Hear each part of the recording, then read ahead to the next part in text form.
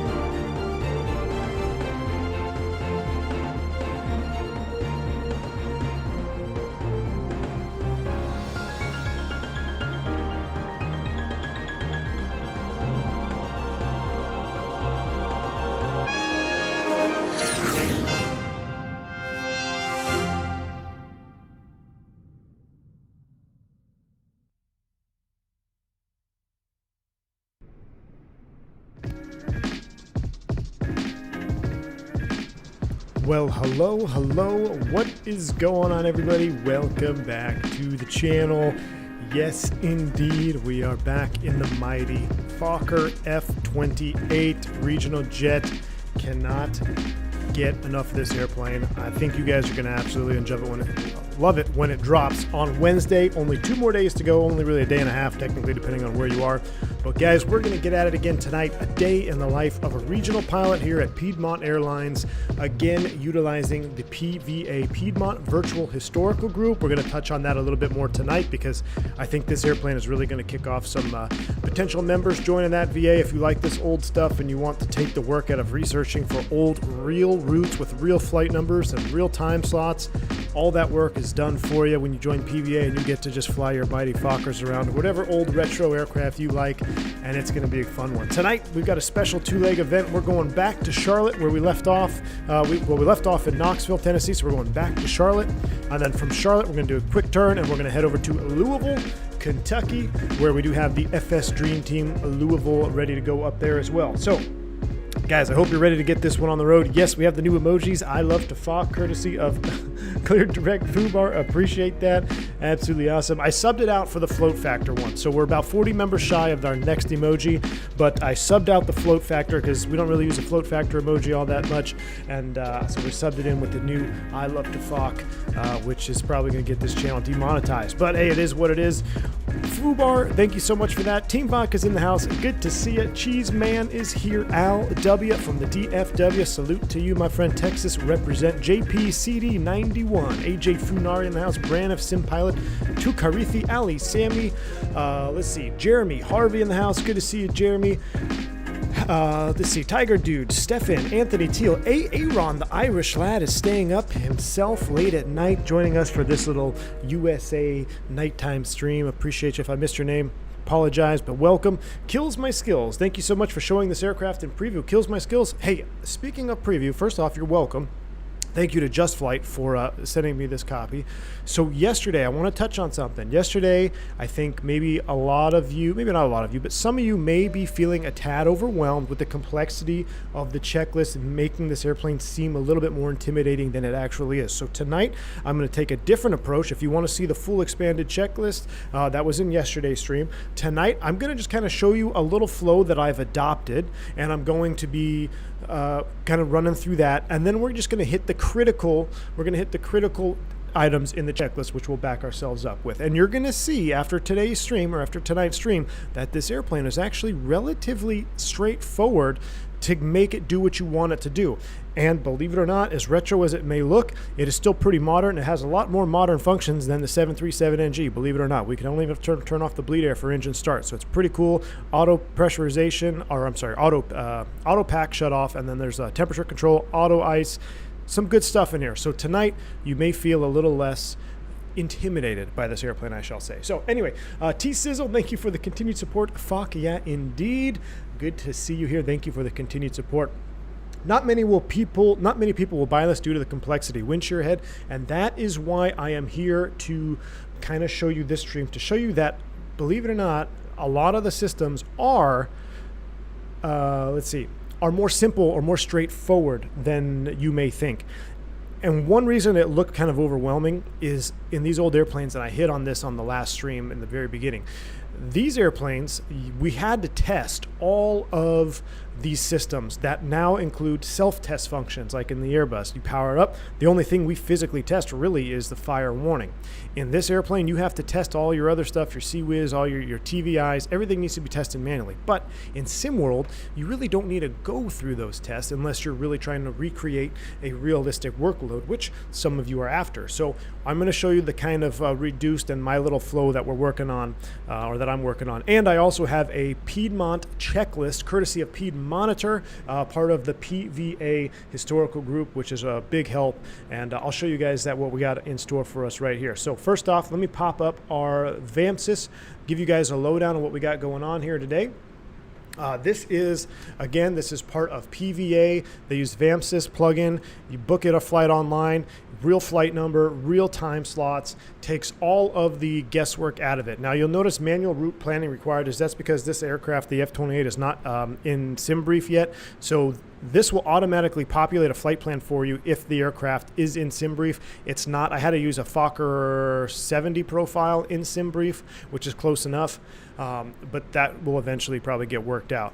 Then you have your ACARs, which we've started the flight. Want to make sure you start the flight before you get going. You can see we're using the JustFlight Fokker F-28 4000, the Mark 4000 in the Piedmont livery. This is the longest, the stretched version, and we're departing from stand 10. Your flight plan is automatically uploaded into the box, which I absolutely love. And when you guys see me looking at stuff and trying to plug in frequencies and whatnot, this is where I am looking. You haven't have weather data. It's a short flight, so the weather stuff is not too crazy on these short regional routes. But everything that you need is right here, our fuels, all that good stuff. And then, of course, if you want to see other little Fokkers flying around, you have the live ACARS map. Now, I'm hoping come Wednesday, maybe we should have a Fokker release night party or release party, because I'm off on Wednesday. So I hope to see some more Fokkers flying around. We'll have a bunch of little Fokkers just going everywhere. So this is where I'm getting my info from. Again, if you're interested in this type of VA, the link is in the description below. That will get you all set up for your virtual airline flying. All right. Good afternoon, Sim737 pilot. Philip, yes, this is the 4000 variant. How is the flight dynamics? Allie, I'm loving the flight dynamics so far. And we'll touch on that a little bit further on as we get into the into some turbulent weather, because I think the winds are still kind of blowing around here. Jeremy says this is a great airplane to learn how to fly jets with, and I can imagine pilots starting their careers with this. Yes, I've spoken to a few people who flew the F-28, and they had some choice words to say about this aircraft. However, these were the true workhorses that were flying this bird around. So without further ado, we're flying today, kills my skills. Knoxville, Tennessee, Charlotte, up to Louisville. Short flight initially, a little bit longer flight going to Louisville so we can sit back and enjoy, hopefully a sunset, get some night lighting. But let's get this show on the road, and we're going to go ahead and go cold and dark. We are going to use a ground power today, which is kind of cool. So we're going to get the ground power card out there. You'll see there is an animation, and it has to spin up and get ready. I'll show you how to connect the aircraft to GPU power, and then we're going to board passengers, and then we'll fire up the APU on time. Now, I don't know if Pede Monitor is here, but I wish there was a way I could show the checklist you sent me. I have to probably get a new window in OBS to capture, because the normal checklist that you sent me, Pede Monitor, is fantastic. And let me see if I can open it here. Give me 1 second, guys. It's a short kind of I wouldn't say abbreviated, but it's a lot less complex. It doesn't include a lot of the system tests. Again, most real world flying, you're going to have flows, and then once your flows are done, you run through checklist items. Let me see now if I can. You can hear the APU or the GPU is out there powered up. How can I capture this window in OBS? Give me 1 second. Michael Roberts, 8K textures. I downloaded them. They were 3 gigs.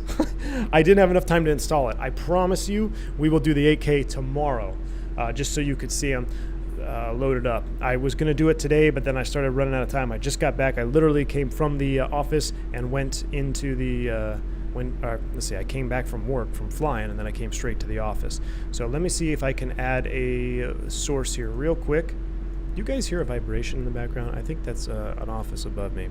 Anyway, let's continue on here. What would this be? This would be a window capture. Let me see here. Let's go add source, and then I'm going to add a new source, and it's going to be checklists. And we're going to capture this. Done. All right. Boom. Can you see that? Now, does it work? If I scroll it, it does. Beautiful. So this is a perfectly abbreviated checklist that you'll probably hear me read some items on. So maintenance status, surface chocks. How this is run in real life is the crew will get to the aircraft and they will each have a designated flow pattern they need to accomplish. First officer will do his flow, captain will do his flow. Once everything is done, there will be some sort of trigger, whatever it may be, and then they will call for the safety checklist, then the before start checklist, which in that point, the first officer would then start reading off oxygen interphone, checked 100%, emergency lights, armed, air conditioning, one off, one on, etc., going through. So there is a lot of similarities between this and the Just Flight one that's included, and I highly recommend using the Just Flight one to find your way around this airplane, but by all means, this one is a little bit simpler to use. So I'm going to minimize that for now. Again, that's part of the PVA proprietary material, so it's pretty sweet to have this stuff. I mean, I really feel like I'm sitting and getting ready to do some old school flying circa 1980. All right, now let's go to what you guys wanted to see here when you started this stream. So battery switch is going to come on. Once the battery is on, let's go ahead and check battery 1. Make sure we have volts and amps, 26 volts, right about there. Good deal. With that, we have the ground power or external power is in the ready position. Look at that. We have the mechanical. I love the mechanical switching in this airplane. So cool. So right there, the dome light goes out because you're no longer in emergency power, and you're now powering through the external power, and Gen 3 is in the on position, and you can even verify if you go over to external power. We've got power there. Now Gen 3 is not on, but we are powering the aircraft through the external power port, which is right there. So with that done, I'm going to kind of just show you an abbreviated overhead flow. I'm going to kind of look over my overhead here. We're going to start here. We're going to arm the emergency exit lights. We'll get the fasten seat belts and no smoking lights on. I'm not going to do any pitot and vane heating right now, but we are going to set our cabin pressure control. We are going up to a flight altitude today of 190, so we're going to set 200. The altimeter is 1014, so I'm going to set my baro to 1014, which is right about there, and the rate knob is right there. So we are set for pressurization. I'm going to leave all the windshield heating off. I do not need to have that on. I don't need to call the stews at this point. Everything else looks good right here on the overhead. And that's it. That's how simple that Happy is. to catch a stream. Been on a trip to Sydney from Vancouver. I was able to watch the stream replays, but just couldn't catch them live. Happy to be here now. Ali Sammy, thank you so much for the $2 bank angle check. That's awesome. I'm glad you got to catch a stream from Sydney to Vancouver. The replay, that is. But you're happy to be here live. I'm happy to have you here, Ali Sammy. Thank you so much for that $2 bank angle check. A bank angle check right back at you. All right, continuing on, we did the overhead, right? Pretty simple. Now I'm going to come straight down to my side here. I don't need any floodlights on. Maybe I'll just crank it 1 or 2 notches. I will do a test here of the CWS panel. That's good. We're in the bright position. Again, this is to verify that if you're flying when it's really high and sunny outside, which this can bite you in Microsoft Flight Simulator, believe it or not, because the lighting is so good. If you have this in dim and then it gets really bright, you may not see something illuminated here. So daytime, make sure you have that switch into the bright mode. I'll hide the yoke for now. Everything is closed and guarded here. I'm going to hit the warning reset. Beautiful. Come over to my engine instrument panel, and I'm going to load up our, I read about this, whatever this is, how to set your engine thrust. Basically, there is a chart in the manual, and I'd love to see, I don't know if it's possible, but if JustFlight could maybe take that document and like make a pasted placard right here so you could just reference it. I've done our temperature and our barometric altitude check, and our takeoff thrust today is going to be 1.64. So 164 or 164 is set. And again, I'm looking at a chart in the manual. Basically, you take your outside air temperature and the elevation of which you're at, and you can set your thrust here. 164, then when we set power to 100%, it will properly work. Or have our fuel flow is kilograms per hour, which I wish they were in pounds, but right now we're 0. That looks good. Continuing down here, making sure I have normal lighting situations. I've got low tank, that's all normal. The pumps, if you wanted to do some testing, which is pretty handy, it's right here. APU fire test, that is the test we do in real life as well. So we probably want to do that one. And probably want to do your engine fire warning test. The TVI test right here, amplitude, boom, you can see those gauges. Oh, can you see those gauges or is it blocked? Right here, boom, the vibes. So that's what you're testing there, done. Coming over here, if you want to test your fuel quantity, your coal or your coal tanks, and then you can do a test. Make sure the gauges work as proper. The collector tank test, and then the total. Beautiful, that looks good. Continuing over to the FO side, nothing really to dial up over here other than just making sure that your lighting is set as indicated. You've got your passenger door light over here indicating that the passenger door is open, and that takes care of that panel. Then going straight down, you have your fuel pumps, which we're going to leave off, and then you have your nav radios and your masters. So I'm going to get the masters on. That's important. Your gust lock is down here. You don't want to lose that. So there, that is, or not, don't want to lose it. You don't want to forget that. That is set and that is up for now. And with all that done, the airplane is pretty much set up. Basically, all we have to do now is tune our radios and things of that nature. Yes, Kills My Skills. This will be $70, releasing on Wednesday. 70 USD, $69.99, and there will be a GPS added there is a GPS available, the stock GPS, and as Cam's pilot has said, that they will be working on the UNS, or the one that they're working on is going to be implemented for the 146 and the F-28. So you will get I guess you could say period correct UNS or FMS type system in this airplane when it is complete. And that's the same thing that they're going to throw on the 146, which I'm very much looking forward to. So if you just need that magenta line, if you can't get anywhere, it can't do any flying without the magenta line, the default GPS is included, and there will be a UNS one coming to this aircraft as well. Did I fly this aircraft back in the day? No, I did not fly the Fokker 28, and how dare you insult me? I'm not that old. No, I'm just kidding. I did not fly the F-28. I've known, actually, I spoke to 2 people that I knew, or that I know that have flown the F-28, and that's who I said they had a few choice words to say about this airplane.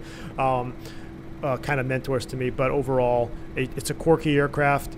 And I've flown some old aircraft flying freight, so there's a lot of similarities. The biggest difference, my biggest learning curve is, well, pretty much the whole airplane, but the whole thrust situation, and then there's a lot of quirky stuff to this airplane. But once you understand the fundamentals and the basics of what's happening here, it's an airplane is an airplane, and I've said this from day one. You know, a jet engine is a jet engine.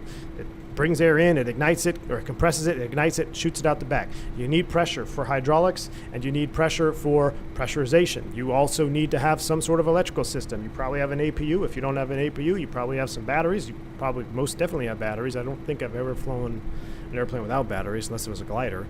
So how are you going to power the airplane? That's pretty much what an airplane boils down to. Then you got to get into the more complex stuff like the lift dumpers, which is unique, the speed brake, gust locking. A lot of airplanes do have gust locks. I've flown airplanes with gust locks. This one's kind of unique that it's down here and hidden. I wonder how many Fokker pilots ever took off with the gust lock on. The most recent gust locks are that I've seen on the yoke. They actually lock the yoke, or they're up here on the throttle quadrant, so it makes it really hard to start a takeoff roll with the gust lock on. Like I said, I think that probably was changed over time, put it in a more visible location. But anyway, was it difficult for you moving from the DC-8 to the 320? Oh, geez, Aaron, you're killing me. Jeremy says, what are the huge gray dials on the middle center pedestal? The huge gray dials, these are trim.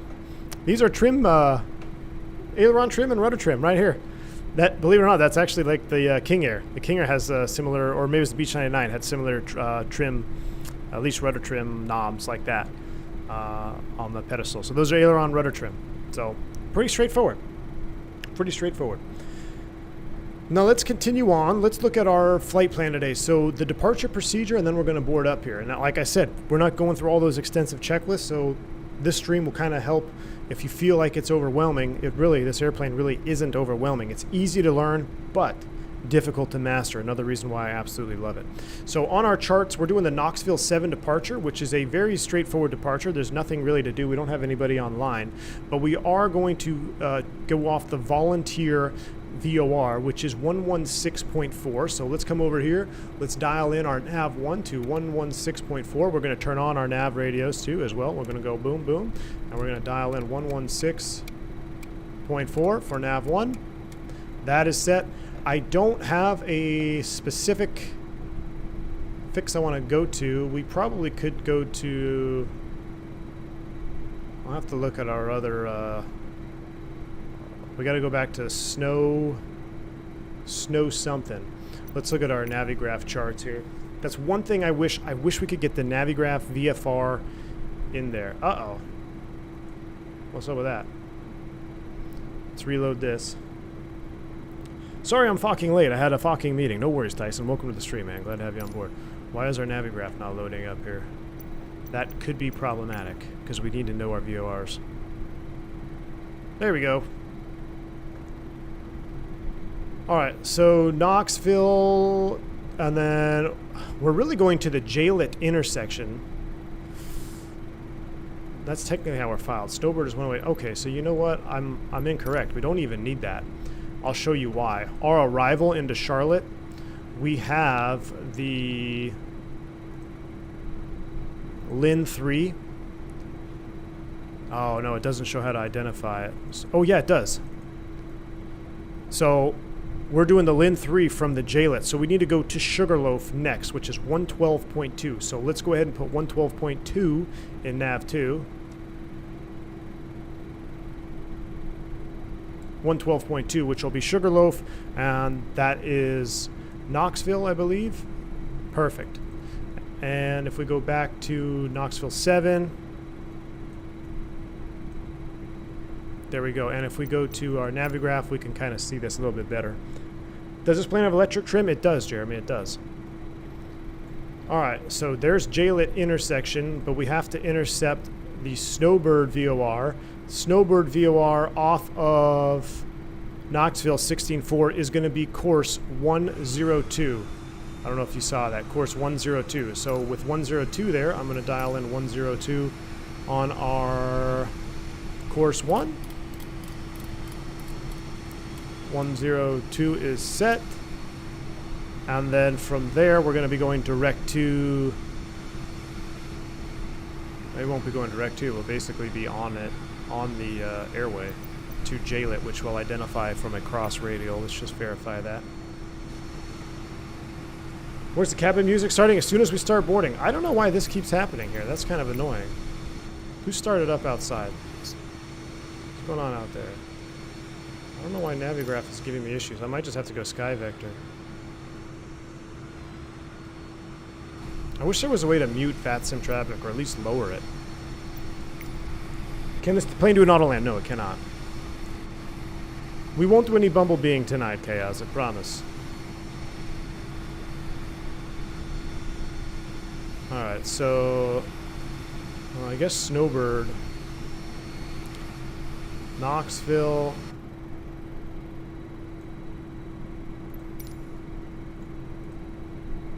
Hold on, it's important we get this right before we go. Okay, I guess the second VOR will be, it won't be Sugarloaf, that's my bad. The second VOR will be Snowbird. Snowbird, 1088, so good thing something wasn't adding up in my mind. It's been a long day. 1088, there we go. 1088 on the second one. That is good. We're done with that. We're done with you.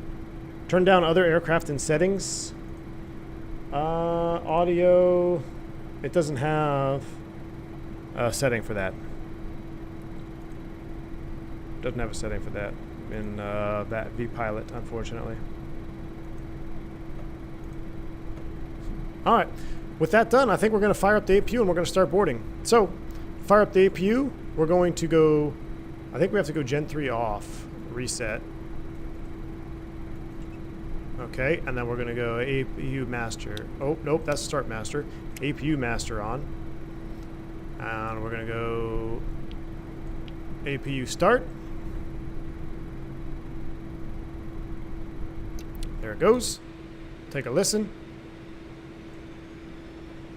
Oh, Microsoft Sim settings. Ah.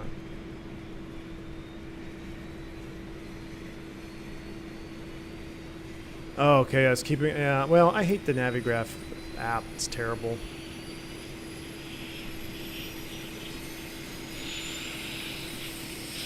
Love that sound.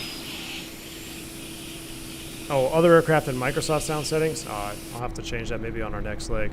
All right, with the APU powering, now I'm curious. I want to do a learning situation here. Can I run both APU, air, and run electrical power off of that? I sure can. So right now, we have external power running. Gen 3 is still off, but I'm running bleed supply for air conditioning off the APU. That's pretty cool. So we're kind of saving APU wear by running the electrical load on the GPU. I like that. That's pretty neat. We're kind of in a weird spot. Let's go ahead and start boarding.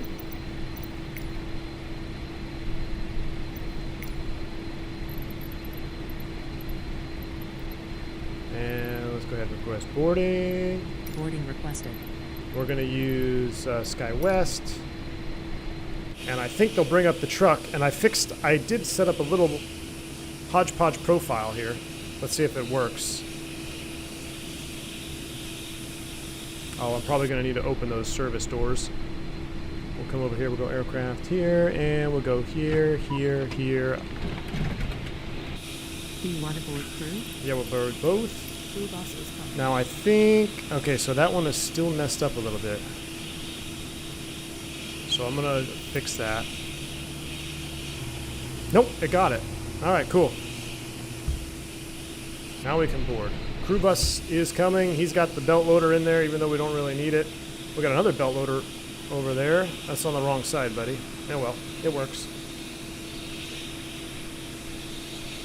So complex and so simple, so much fun. Thanks, JustFlight. Victor, well said. Now I'm torn. Days of Thunder on TV or V1 streaming some Fokker action. Fokker action, man, of course. Yeah, Steven, we're going to drown them out with our airplane sounds, no doubt. Camps Pilot, welcome to the stream. Welcome to the stream. Glad to have you here. I believe Camps Pilot has all your questions for JustFlight. Wow, electrics off the GPU and bleed off the APU. You can do this in the Airbus too. Yes, Jeremy, we do that quite frequently, actually. So anytime I can split the load off the APU, I'm going to do it because you're saving wear and tear, and it also saves a little bit of fuel. The more load you have on the APU, the more wear and the more fuel you're going to burn. Crew boarding started. Oh, cabin music. How dare me. Kyle Ferris, thank you. Thank you, thank you, thank you. How dare I forget? And I want to do a couple other things. We're going to do the fancy, I have a fancy surprise as it gets darker too. But we need to go cabin music on.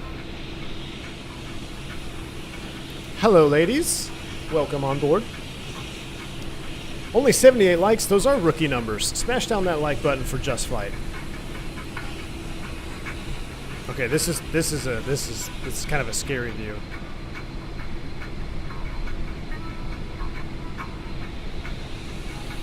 Well, I want to look straight at them. There we go. This is a better view. They're a little bit short. They minimize. They're not really floating. They're kind of sinking.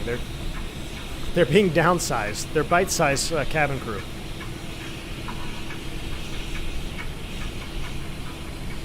It's Jim, Flight Deck to Sim's worthless co-pilot. Jim, good to see you. Welcome to the stream.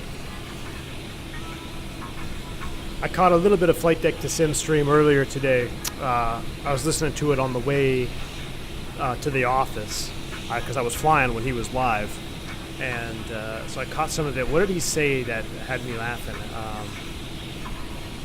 Because I was thinking in my mind, as I was listening to him stream, I was starting to sound like he almost sounds like he's losing his accent. I think he's done too many USA streams. I think the Boeing is starting to wear off on him. It seemed like his accent was going away. And then he said something on stream today that I just started laughing. I was like, what? Super thick accent. But good to see you, Jim. Welcome. AJ, only you would know, my friend. Only you would know. So we're waiting for the crew bus to show up. Let's come up here. She's doing her little dance. Oh, here comes a passenger bus.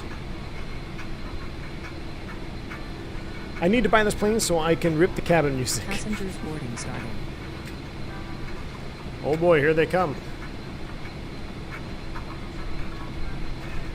He said butter and not butter.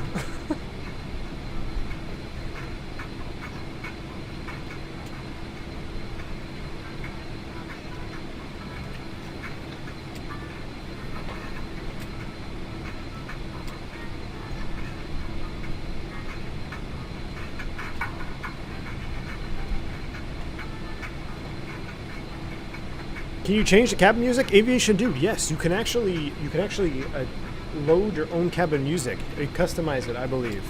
I was going to see if I could figure that out, but then I just, like I said, I ran out of time running into the office today. So realistic, not everyone's piling out of the bus at once. No, Tyson, what you need is everyone needs to just like jump off at the same time, and yeah, that's not a realistic view, is it? But everything else is pretty much set up. I like this view right here. I saw Q8 pilot's Fokker video, and I'm convinced he would make an excellent pilot, just needs to get a pilot license for real. Yeah, Jeremy, he's been flying. He took a Bonanza up when he was in Houston as well and got to fly around in a Bonanza. I believe Q8, I thought he did some flight training in Fresno or in California when he was studying out here. Maybe I'm wrong. I thought maybe he did. How many passengers we're carrying today? I think we have 80 passengers, or maybe we have 76. I can't remember. I'll check on the load sheet when we get in the airplane. Not one carry-on.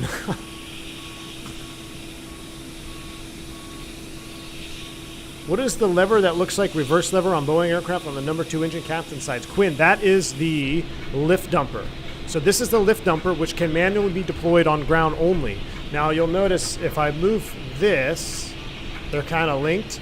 So if the lift dumpers are armed, on touchdown, they will automatically deploy. But you can manually deploy the lift dumpers should they not deploy automatically.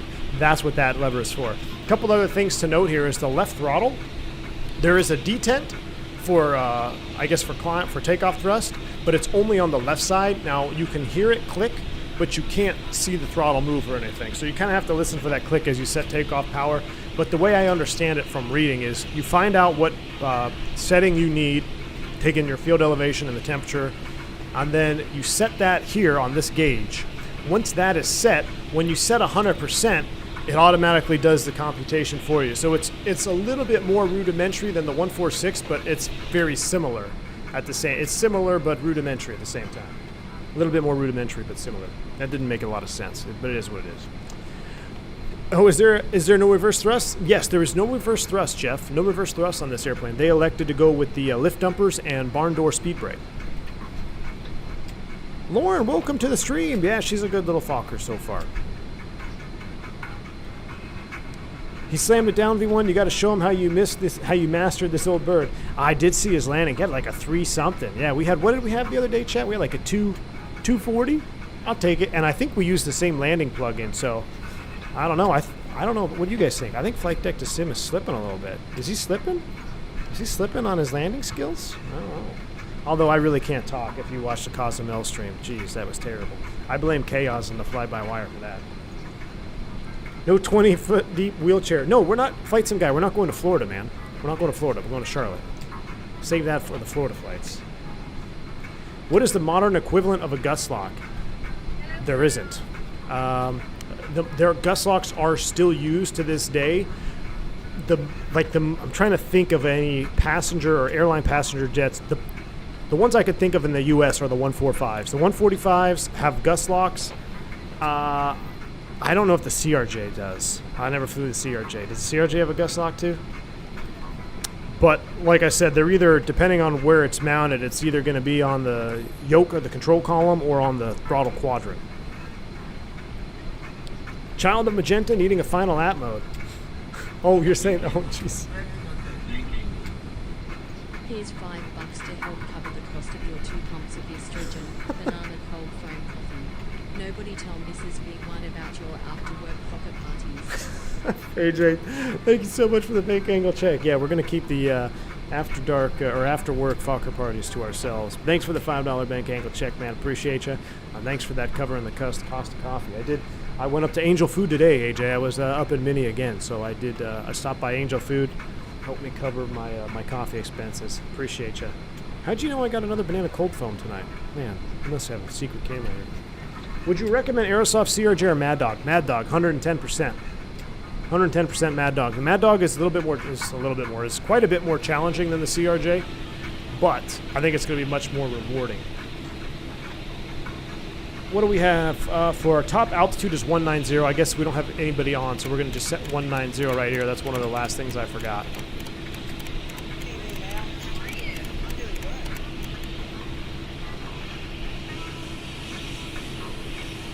Hello?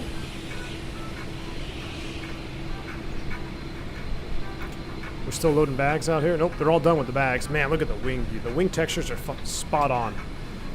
Could you imagine if JustFlight did a 727? If JustFlight did a 727, I don't know. I'd have to take some vacation out. Look at that shot, though. I love this, man. I love this jet. This is the Mark 4000. I was going to fly a different model tonight. I think there's a US Air. I don't know if that was the 4000 as well. But I wanted to stick with the Piedmont, the PVA, because I want to get some PyReps done for the Piedmont virtual group. Did I set 180? AJ, did I really? I did. So I'm going to need you guys to watch me tonight. This is only one leg. Or this is only leg one. Already having trouble. You guys are going to have to stay on it.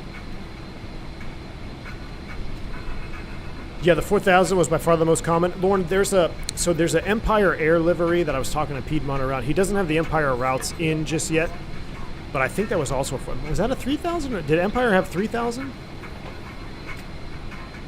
Did GSX update the passenger closing in 1970? Yes. As a flight sim experience, how are you liking the Fokker compared to the other aircraft you fly? Flight sim guy, the 146 is probably one of my most favorite airplanes in the sim, and from the few flights I've done with the Fokker, I like this bird more for one reason. It's very close, because I really do love the 146. And I kind of touched on this yesterday, but the 146 is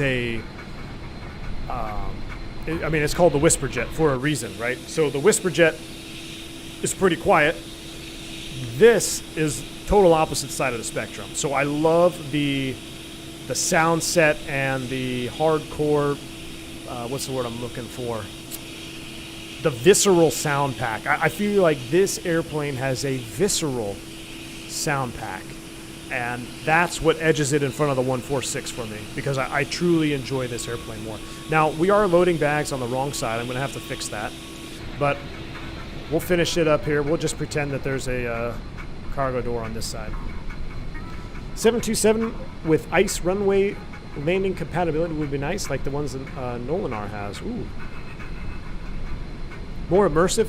I don't know if it's more immersive, but it's because the 146, the sound pack that JustFlight has on the 146 is phenomenal. But there's a reason they call it the Whisperjet. It's a very quiet airplane. The markings are for flaps, Kyle, so that is a visual flap indication.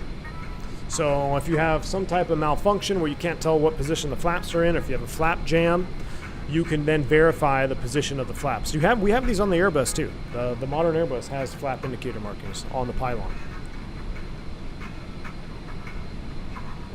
Joe, I'm with you, man. More retro jets, the better. I can't wait for Microsoft 2024. I want to see V1 land the A400 on the ice runways with the crosswind. Oh yeah, Jim, that'd be fun, man. I'd be down for that. I'm down for the challenge. I know you love the 146, not for me, but I will have this in Braniff livery soon. There you go, Braniff Sim Pilot. The 146, I still think the 146 is a little bit more of a workload. This airplane, I mean, how fast did we set it up? You turn on the batteries, you turn on the APU or the GPU, you turn on your radios, you set your courses and VORs, and you're pretty much ready to go. The 146, you got more things. You've got, you have all your master switches. There's the fuel tanks to get the APU on. You got all the different bleed airs. You got the APU bleed. You got the engine bleed air that you got to worry about. There's more to be done in the 146. So for that reason, I think it's a little higher workload. And the way that the 146 flies with, sync mode, and you have to kind of wrap your head around that whole portion. This is very basic pitch and roll, heading, and that's about it. A fire truck's already circling. Oh boy. There will be an F100. There will be an F100. Empire had the 4,000, 1,000, and 3,000 short body, 110, 2,000. Oh, wow. Oh, wow. I didn't know there's that many different variants, Lauren. That's crazy. Yeah, everyone wanted the longer version, right? If we can convince Felix to bring the 74200, that would be absolutely amazing. Speaking of retro jets, the first developer to make a study level 707 gets my money. Yeah, a 7.0 has been neglected. We need retro jets. We really do. I also enjoy the endless puns and innuendos afforded to us by the Fokker.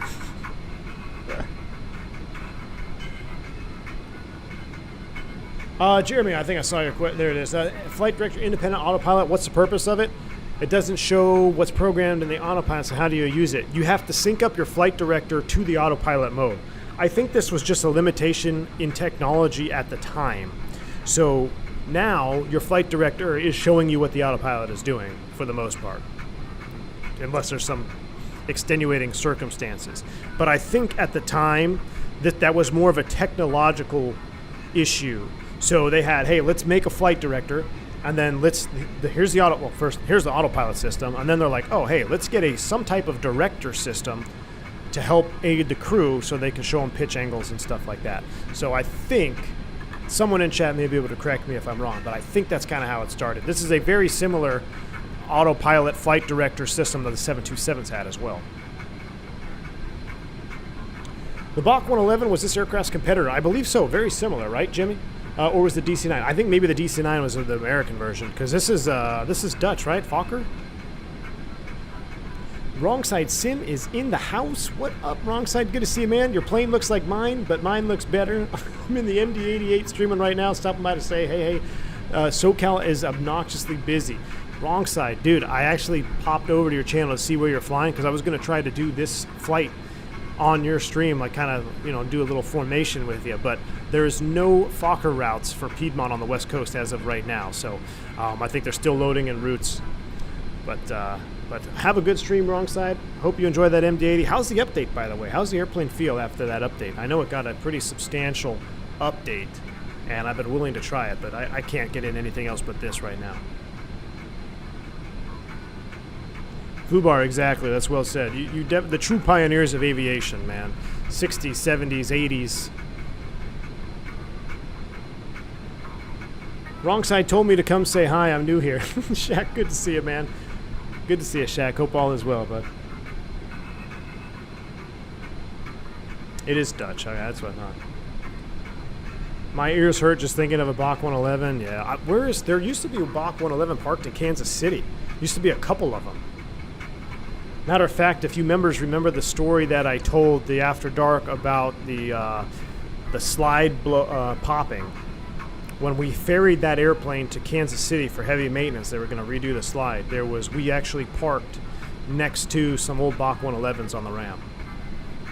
And I remember walking over and taking a look at them because we had like another 5-hour delay there. He's nice. All right, I think we're ready to go. Oh, you mean on a podcast?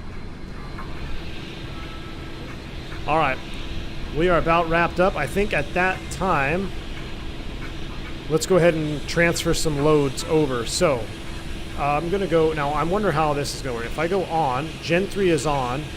Now let's go ahead and disconnect external power. Oh man, that's cool. So let's verify what we got here.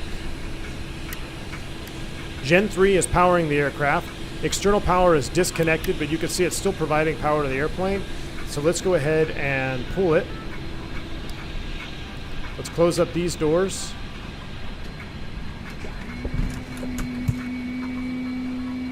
And external power is off. Awesome. All right, with that done, I'm going to go over here.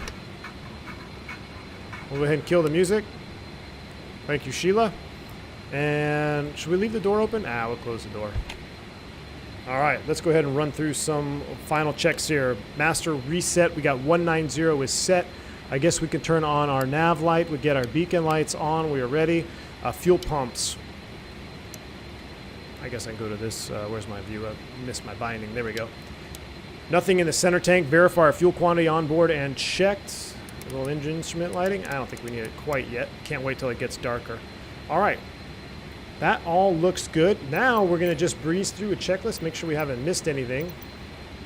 Before starting engines, rudder pedals, brakes, parking brake is on, fuel quantity, pressurization, thrust index, nav aids. Oh, I guess you could set the V speeds here, so I'm going to go ahead and click on the flaps 11 takeoff. We're going to be 127 for V1, VR, V2 is 133, so climb out will be 153. That is set. Continuing on here, ships, papers on board, takeoff data, checked and bug set, gust lock. We can go ahead and remove it.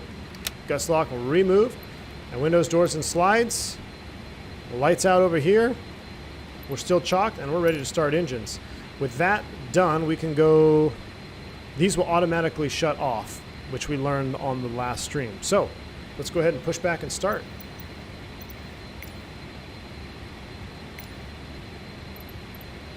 Which way do we need to go?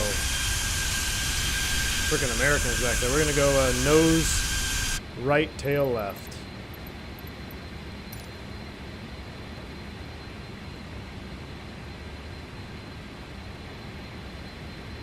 Can't believe that pilot survived 30 minutes outside of an aircraft made story. Which one's that? Hello, Captain. We are ready for pushback. Man, this flight deck looks like it must be flown with a glass of bourbon. Shaq, I agree with you, my friend. Right here.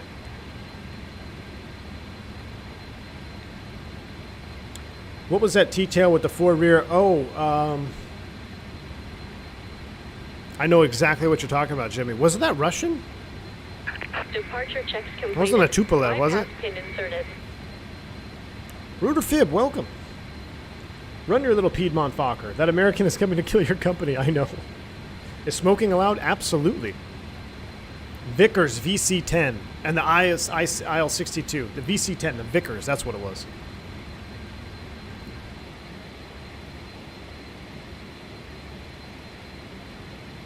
Locking gear.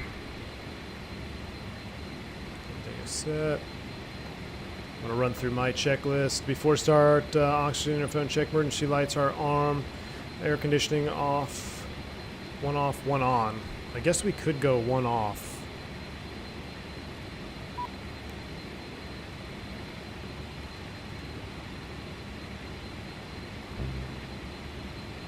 Why is it doing this? So it does this in the test sector fine. I was able to push back.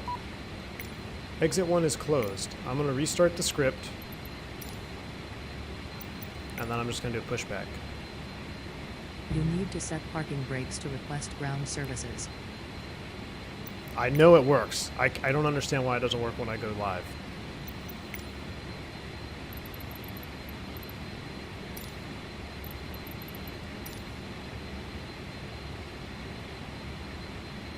Try one more time. Try one more time.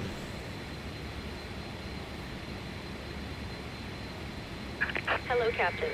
We are ready for pushback. Jasper, good to see you, man. Chaos, no, I did not load passengers. Well, no, I did. I thought I did load passengers. I'm pretty sure I did. Maybe I reset it, though. I'm trying to think, because I didn't wait for them all. Departure checks completed. Bypass pin inserted.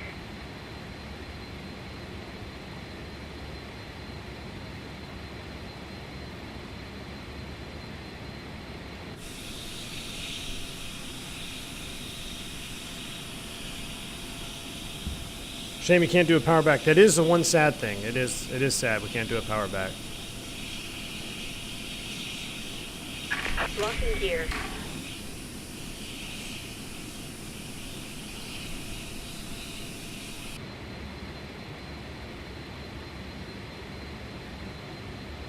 Come on.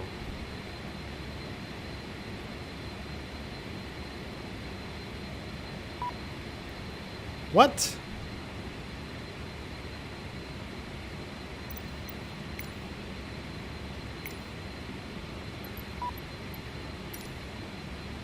Exit 1.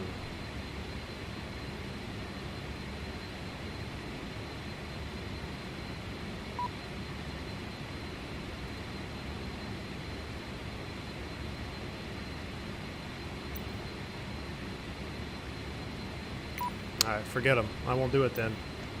No, I don't. No, because that's just the wheel brakes.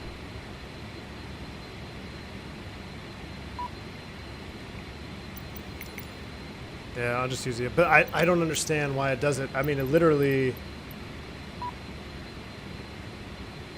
I'm just going to restart Kutel. That's so frustrating because it worked just fine. Worked just fine. All right, here we go.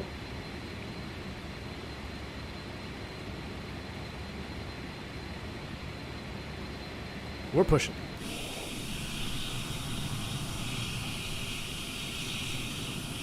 Off the gate at 49, not bad. Dutch Sim Pilot, I did that. I restarted Kutal, I did all that stuff.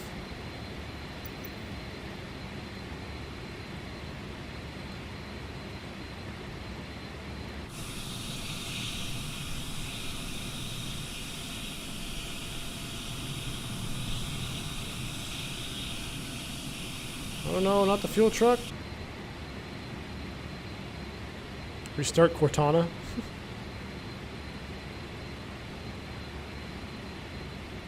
Corner page, it's very similar. That's far enough. Alright. Go ahead and set the brakes. Brakes are set. And now I want to get Navigraph off the screen because it's annoying. And I want to get GSX. There we go. I just wanted that little window to pop off. Alright, let's go ahead and start them up.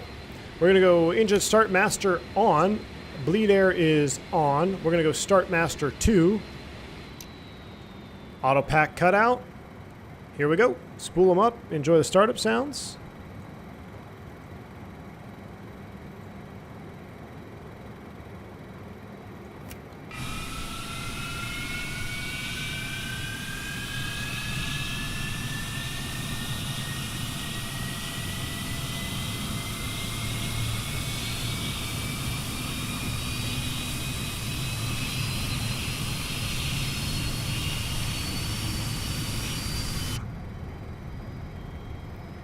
It's like 50% of 400.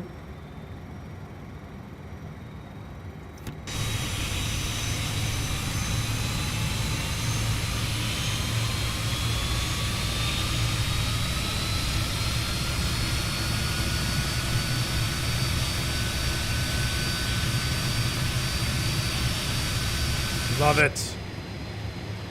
We have a good start on number 2. Let's go ahead and crank number 1. Started valve open.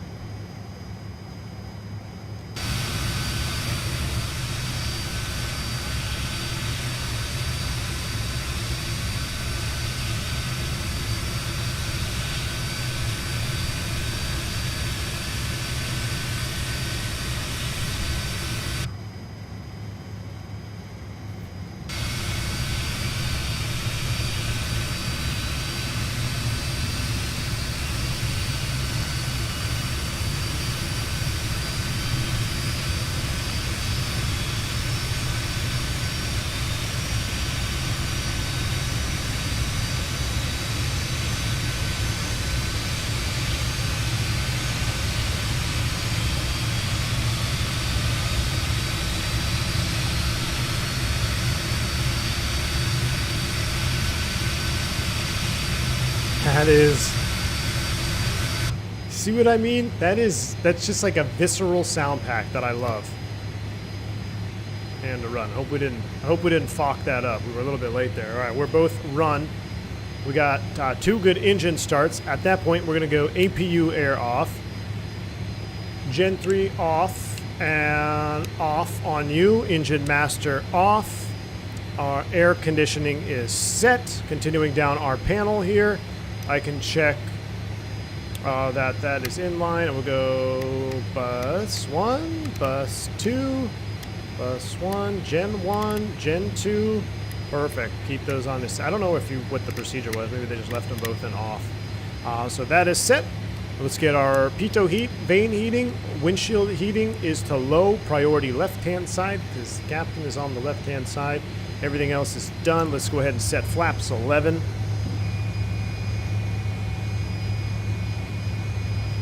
Let's go ahead and get...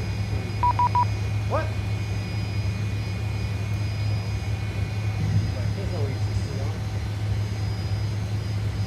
Get my super high-tech lighting system set up here for our taxi out. Beautiful. We're set there, flaps 11. And... master warning reset. And we should be on 22.8 just in case we have anybody out here. 122.8 and turn up the volume on that. All right, that's all we need to set up. Transponder is on 2000, squawking. Let's figure out where to taxi to.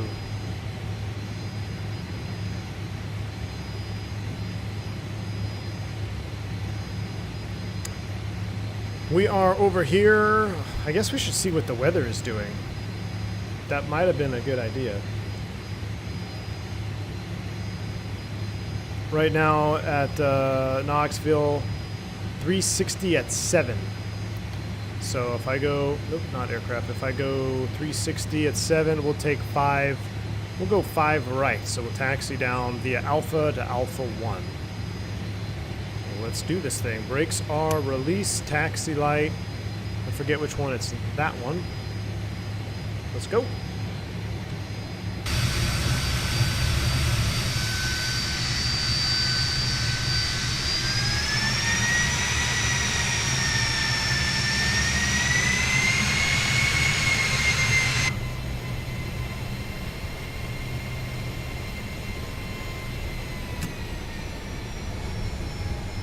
No, it wasn't an ATC message. It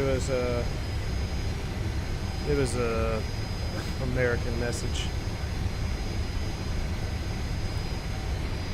I guess I should look at the taxiway and not out the wing view either.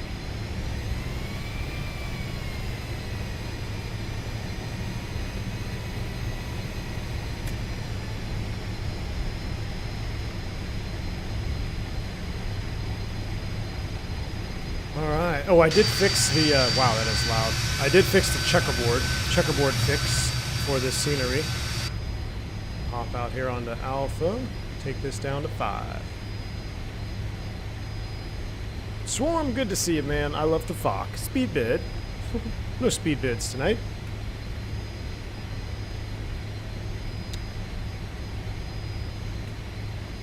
Hush kit, blow out the windows. Let's rock. Nah, we don't need no hush kits. Piedmont didn't install any hush kits on their Fokkers. They were loud as could be.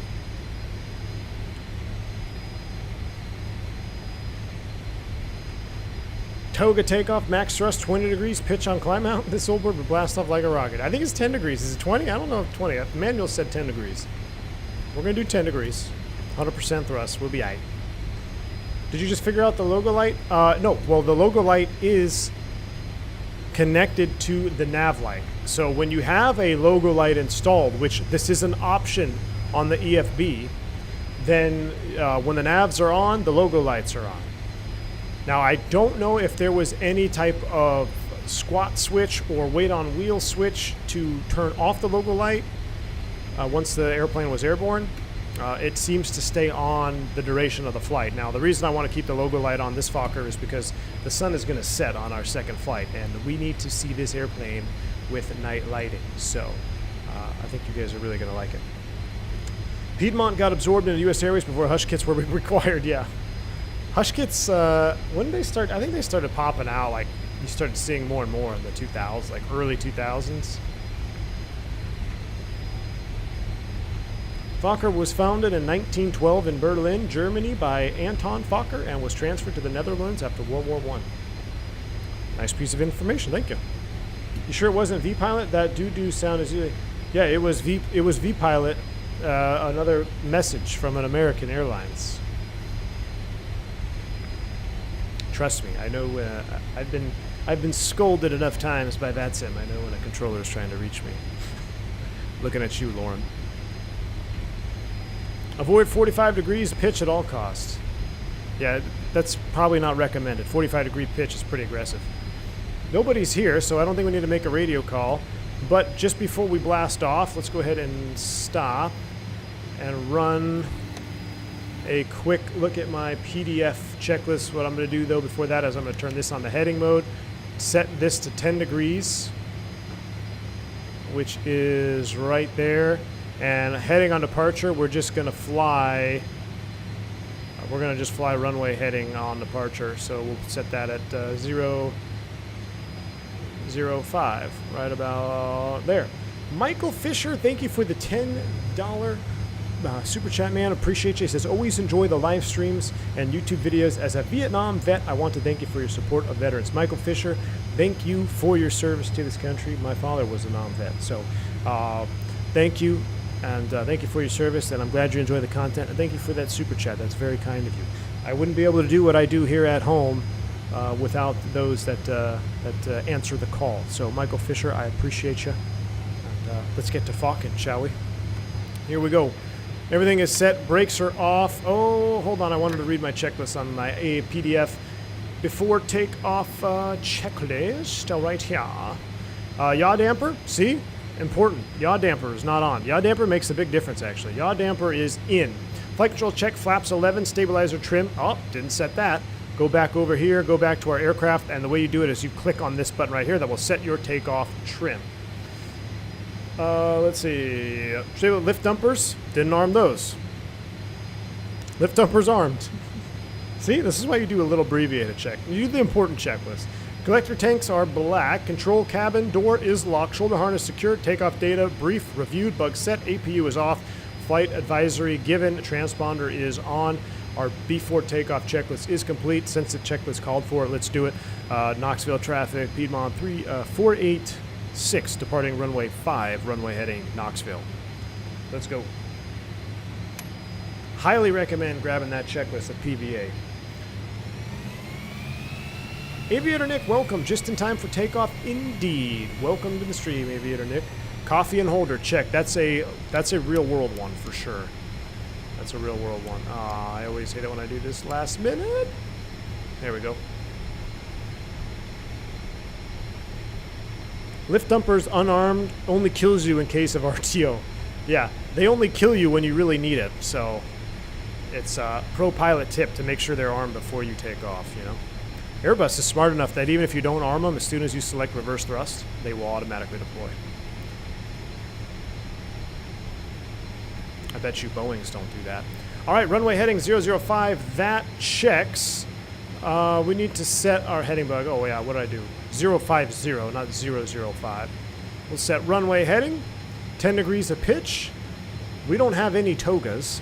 Well, we don't really have a yoga, but what we can do is we can, if you guys love to Fawk, let's get some Fokkers in chat and smash that like button. Only 100 and something likes. You got 330 viewers watching. Smash down that like button.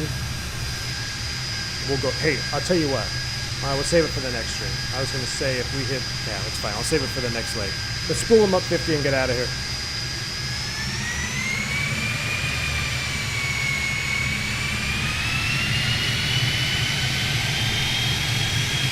Oh, that's great. Oops, I've never dinged the flight attendants. All right, looking for 100%. There it is. A little left aileron correction now. Watch your ears. Gosh, that's amazing. 80 knots.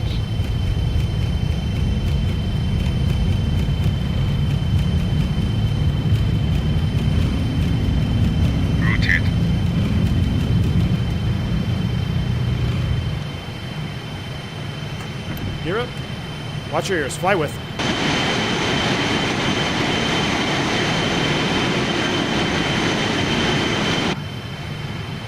Oh yeah.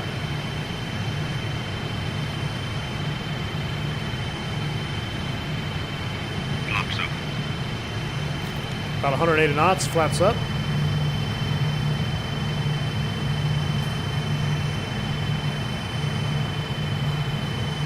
Set climb power. All right, for climb power, we're going to come back to, we got to be less than, I think it was 98%. And then we're going to set our TOTs to climb thrust, which will limit our EGTs to 450.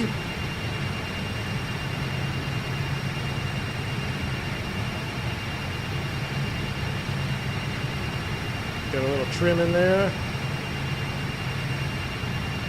And we're there, that trimmed out. Look, no hands. Flying pretty good.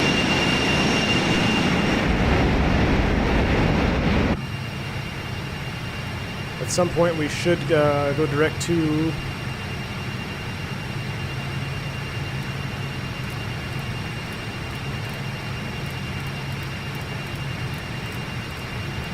only 2 miles, so I'm going to set this back to 102. We'll just fly this heading before intercepting the 102 outbound. So I got 102 selected. You can see we're in an intercept course. We're still going towards the VOR, and then we'll intercept the 102 outbound. We're at 5.3. Things are looking up. Trim it down just a little bit as we accelerate. Out of Knoxville, Tennessee. Oh, that is just a thing of beauty, though. Gosh, 10 for 10 on the wing textures.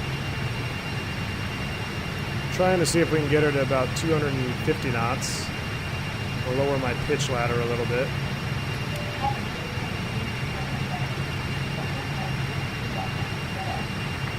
Oh, there's 102. We're going through the cone of confusion, so I'm going to go ahead and start my heading about 102. We'll spin it around.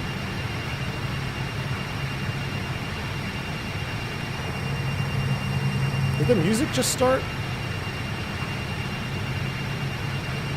I think they just turned the music on. We might have had a little glitch there in the cabin crew. Turn it down a little bit.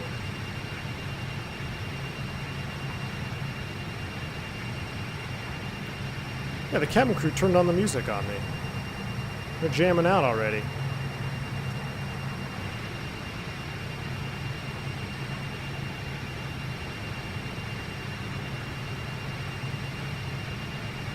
Get a little more climb power in there. 450 is the limit. And we're looking good. Let's go ahead and verify that we are indeed pressurizing. We sure are. That's a little better climb. We need to come a little bit further right to stay on this 102 outbound. Looks like we've already picked up nav 2, which we could just go direct to that. I want to test, this is a new build from the one we flew yesterday. I want to see how the tracking behaves. Cabin crew is setting the mood for tropical vacation destination of Charlotte. All right, here it comes. Let's go ahead and bring her on back. Hand fly is great. I mean, I gotta say, I'll show you remind me on the ground in Charlotte if you want to see. I set a little bit of limiting curve on my flight controls just to put it to what I feel like is the most realistic response. That's pretty darn good right there. So what I'm going to do is I'm going to engage autopilot. We're in pitch hold. We're in roll mode. I'm going to select heading, and I'm going to put you guys back in full screen. And we also need to go back to the cabin here and turn off. What are y'all doing back here?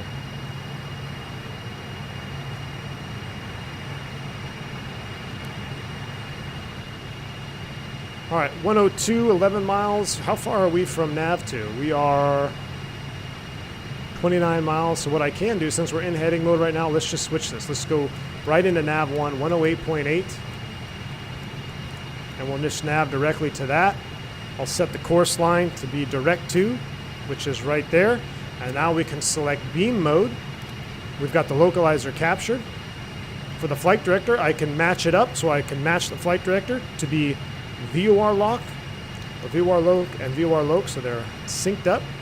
It should be capturing that. We're not climbing all that good. Let's get a little bit more. Oh, powers fell off a little bit, that's why. 450 as your limits. Keep setting that power. Ooh, I think I just tripped off the limiters. Because once you go above 98, there we go, I can hear that subtle click. If you go above 98%, your TOT won't work. There's 10,000 feet. We'll go ahead and turn the lights off.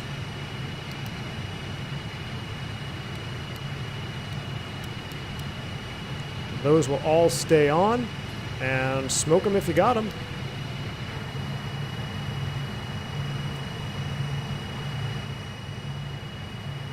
Yeah, Braniff Sim Pilot, it does fly well, for sure. That was one of the first things I noticed when I bought the 146. I was skeptical because the airplanes at the time were not hand flying all that great. And, you know, the 146 was coming out. I'm like, well, it looks good. And I bought it, and sure enough, it was pretty good. Oh, we leveled it. Why are we leveled at 10,000 feet here?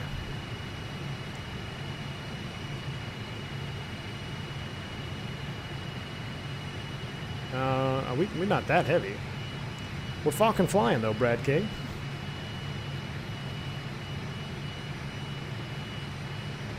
Yeah, it's the climb detent phase 1, but if you go above 98%, you'll also trip off the TOTs. Our climb power's set. Now she's climbing. She just leveled off a little bit there. Wasn't too happy about...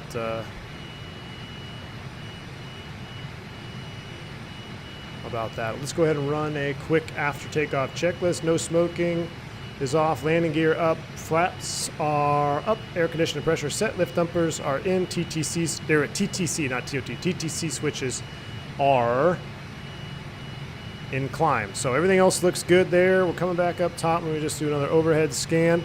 You can see the cabin is climbing. That is good.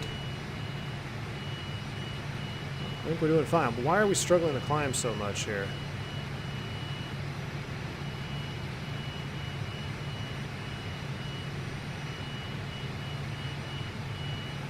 Why was there no V1 call out? Tiger Dude, that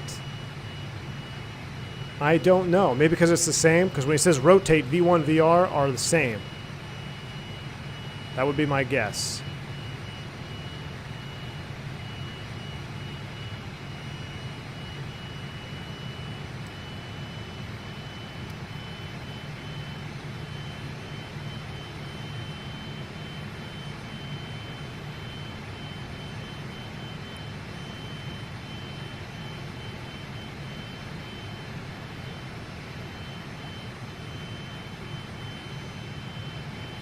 Trying to see. I feel like she's climbing really slow today.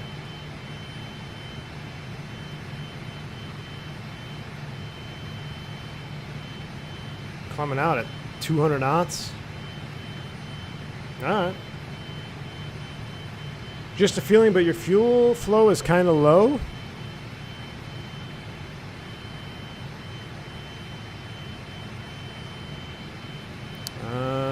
Now you're testing my... Where's our fuel flow indicators? Fuel quantities are good. Vibes are good. Fuel temps, oil. Pressures are all in the green. Oh, right here. Duh. The big old fuel flow. Well, she's climbing now. 2,500 feet a minute. Flaps are 0. Verify that. Look out the back window. No, the flaps are not at 18. Flaps are up. Flaps are up. She's climbing now. Maybe it just needed to get on pad. But it is a short flight, so let's go ahead and get our charts ready for Charlotte, because we do got to intercept this. So 108 is SOT after SOT to JLIT. It's going to be the 107. Which, that's pretty good. It's basically straight out. So we're going to continue going. We're 15.6. We're looking good. I mean, it looks like she's doing just fine. I think she's just a little underpowered. A little bit of porpoising in the climb out. Or maybe we're just underpowered. What is our gross weight? Let's double check. Let's double check our gross weight here. 62,000 pounds. I feel like that's not that heavy. I wish I should know the max takeoff. We only have 67 people. Gross weight is 62,000. Fuel is 7.6. Forward cargo. I mean, we have quite a bit of cargo, but not that heavy. Empty weight 38 fuel. I think we're just fine. It's doing fine now. We're 17, getting ready to climb up to 19. So who knows? Who knows? Cold front rolling in from the north. No instrument flight lessons today. Next best thing, sim flight out of Charlotte with V1. Javier, awesome, man. Can't wait to see you in Charlotte. We're going to be doing a turn in Charlotte, and we're going over to Louisville tonight. Cannot wait to see the evening setup in this airplane.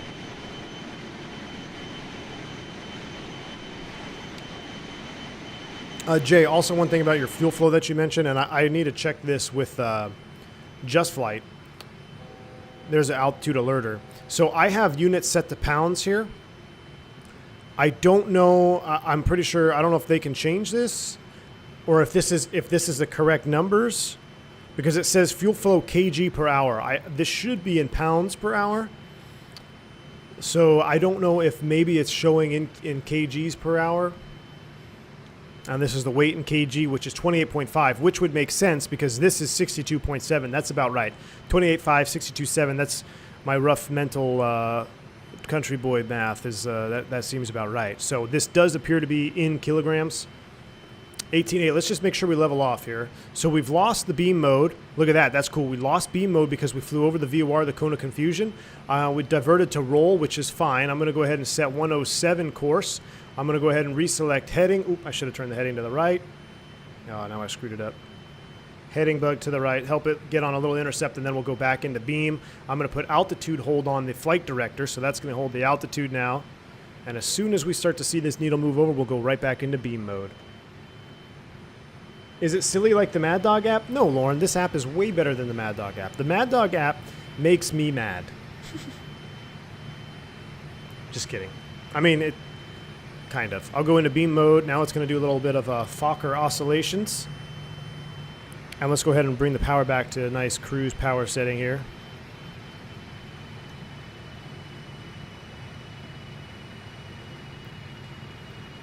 I need to understand something here. This is HP, RPM, TGT, and then this is your how you set your thrust, right? So 70%, 92% HP. I think they were good. We're looking good now. We're 11.9, so we can go ahead and go back to our charts. And we know that JLIT is going to be approximately, that's 43 miles and 15. So 43 and 15 is 58. About 58 miles from Snowbird, we should be at the JLIT intersection. From there, we're going to pick up the arrival into Charlotte, which is 15.0. I'm going to put 15.0 in the nav too. In real life, you would have that cross radial to identify JLIT, but I'm going to put Charlotte in there right now. So you could put, and you should put, Sugarloaf right here, and then you could dial in the 066, and you could see when you cross that radial, that is a way to identify the JLIT intersection or the Wutan intersection. But since there's no ATC online and we don't have to be super precise, we're just going to go with the DME calculation. Once we hit JLIT, we're going to go inbound course to the Charlotte airport, which is 301 outbound. So the inbound inverse that is going to be 121. So things are looking good. We're set up here at 19,000 feet. We're about to overspeed the aircraft. Let's not do that. Bring the power back. Is there an autopilot bank limiter in the Airbus? Yes, but you can't change it. So depending on the configuration, you will be in half bank. That can depend if you're single engine, or there's another stipulation to that as well. Or we'll limit the bank angle with the autopilot on. But if you turn the autopilot off, then no. You could roll it all the way up to 67 degrees of bank. That would be the hard limit. 67. All right, let's enjoy a little bit of Piedmont action here. I'll turn this down just a tad. Oh, that is looking good. I don't know. I still love the wing view here. I do need to figure out. So 2 questions. I should write these down for Just Flight. We need to do the kilograms on the fuel panel, if that will change to pounds when you have pounds selected in the EFB.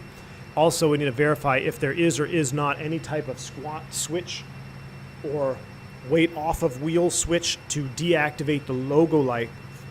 Because if not, then that would be pretty annoying as a passenger. We're going to see what happens as it gets darker. We're going to see what happens as it gets darker to see how bright that light actually looks out there. Even in direct law, no chaos, then all bets are off. I was just talking normal law. We can also resync our heading bug. We're looking good. So we're 30 miles. And what did we say? Like 50, 43 and 15 is 58 is JLIT. At 58, 121. Lynn is supposed to be at 11. Turboprops at 9. So we could do 11,000 feet. We're at 19. So that's 21 miles from Lynn. So we got to do math here. So if Lynn is 21 miles from Lynn, and Lynn is at 58, that's 36, which is about now. 2 more miles and we got to start down. So this is true regional hopping. Do you ever consider the 220 a true Airbus? Heck no, man. Adopt the bus through and through. Ever had to do an aboard a takeoff? Yes. The plane looks like it has landing skids like a helicopter. Aaron, I was trying to figure that. Someone in chat, though. This is an antenna. I think, is this the ADF? Let me see. Because there's a setting here. I think that might be, check these settings out, the options. Oh no, HF aerials. That's the HF. Oh, we should have had that on. Piedmonter, or Lauren. Did Piedmont run HF aerials on their airplane? That's what those are.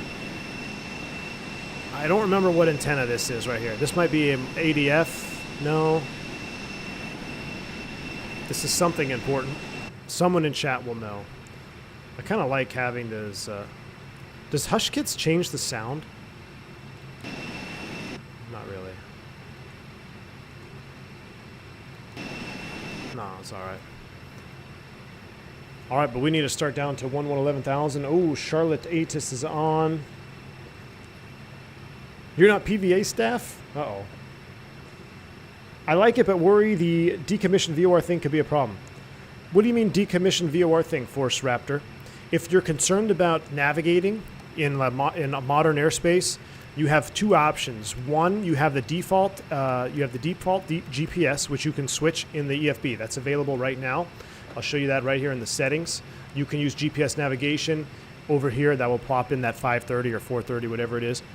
Also, when the UNS-1 is finished, which is a period correct FMS, Just Flight is going to implement that into the Fokker as well as the 146. So you'll be able to do period correct, not just default GPS navigation in this airplane when they finish up that UNS module. So for the time being, I would think that it would be a good time to learn the airplane in VOR mode. And then from there,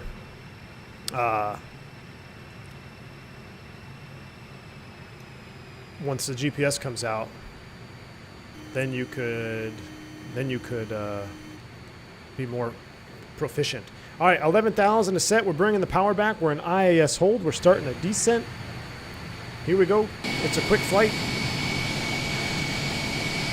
Louisville will be much longer. We'll have much more time to enjoy it. Louisville is about 250 miles in cruise. Those are for ice landings. Loran? Are they Loran antennas, Cyclone? Though Piedmonter will probably force me to make his events as soon as I'll buy this little Fokker. Oh, yeah, Lauren, you got to see it. What do you guys want to see?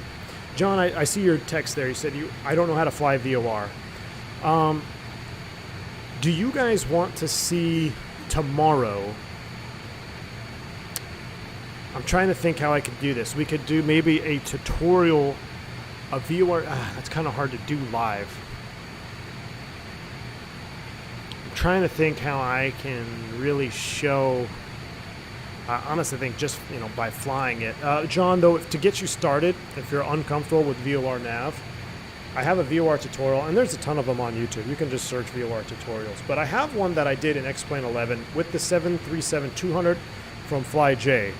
I use that airplane because it has a very common style of VOR tracking and HSI, and you can apply it to all airplanes that have that, which this does here, the Fokker. So that could get you started. It kind of gives you an idea of what a VOR is, how to choose a course line, how to use the inverse, the +2, -2 rule. IS seems to work better. Yes, Chaos, it does. It sure does. I'm going to bring power back a little bit more. That horn is quite exciting. All right, we're at a 16.2. Why are we not picking up the Charlotte VOR? We have not picked up Charlotte, so how about Sugarloaf 112.2? I'm just going to see if we can pick it up.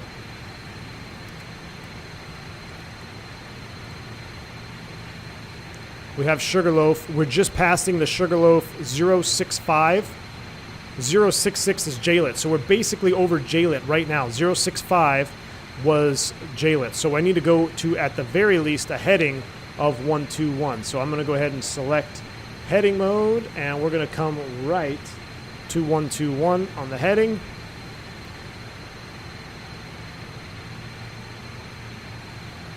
And then eventually we need to pick up the Charlotte VOR, 1150. Let me see if I can get 1150 in here. Nothing yet. But we're on heading 121. I'll sync up the course line. I think we had Charlotte yesterday, so maybe we just need to get a little bit closer. VOR tutorial with El Chapo Air in Mexico sounds fun. Oh boy. We can do a little tutorial during the long haul coming up. I could, Randy. That's a great idea. That's a great idea, Randy. I might be able to set something up. I might be able to set up... You know what, Randy? That's a great idea because I could probably do a video, pre-record it, and then have that, and we can play it live during the cruise portion of our long haul. And then I can explain additionally. We'll bring out the instructor cam with the whiteboards. I know you love my whiteboards. So we'll bring out the whiteboard, instructor cam, long haul. It'll be fun. That's a great idea. I will do that. They are ADF antennas. Okay, Connor Page, thank you for looking that up. So we have identified the skid steer right here as ADF antennas. So we can watch V1. Does the F-28 also come with Empire? Yes, it does. Dean Smith, you worked for Empire Airlines? Dean Smith, if you're into if you're into Piedmont or Empire, you need to, and you're into flight simming, you need to consider joining PVA, the Piedmont Virtual Historical Group.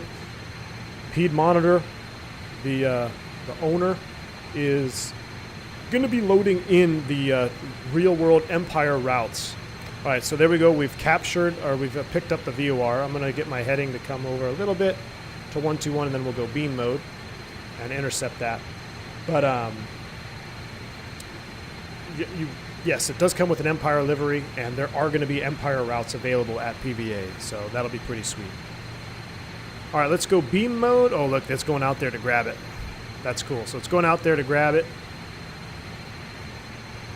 I'll just put this to my pitch angle so it's not floating up there in no man's land. And this is why you really don't want to go right into beam mode until you have at least heading bugged your airplane over to the course line. There's probably going to be some people that think this is not realistic, but I'm telling you, I've flown some very rudimentary autopilots in some really old airplanes, and this is exactly what would happen. I remember flying some old Pistons that the autopilot tracking and capturing was so poor that they even recommended not using localizer mode or beam mode, as they call it here on the Fokker, because it just would oscillate. So you would literally fly your VOR flight plan in heading mode, constantly watching your CDI, because if you tried to sync it up with this, it just would oscillate and you would just get tired of it. So that is a pretty realistic, aggressive capture. And I like, so see how it aggressively captured it, and now it's just kind of lollygagging its way back. That's realistic behavior to this old school technology. So that's why always a benefit to just use that heading bug until you're pretty much synced up, and then go ahead and go into beam mode and capture it up. And then if you remember, try to sync up your heading bug too once you're done. All right, we're 30 miles out. We're at 11,000 feet. Lynn is about 40 miles, so we were a little bit fast, or a little bit high. But I don't know. I kind of just want to do a visual approach into Charlotte. So while we level here, let's go. Charlotte ground is on. And they are landing ILS 18s, visual approaches. So let's load in arrival. Let's just do the 18 left per se. Yeah, because we're going to park on that side. 18 left, 110.3, 110.35. And let's drop down to 5,000. Actually, let's make it a little bit lower. Let's do 4,000.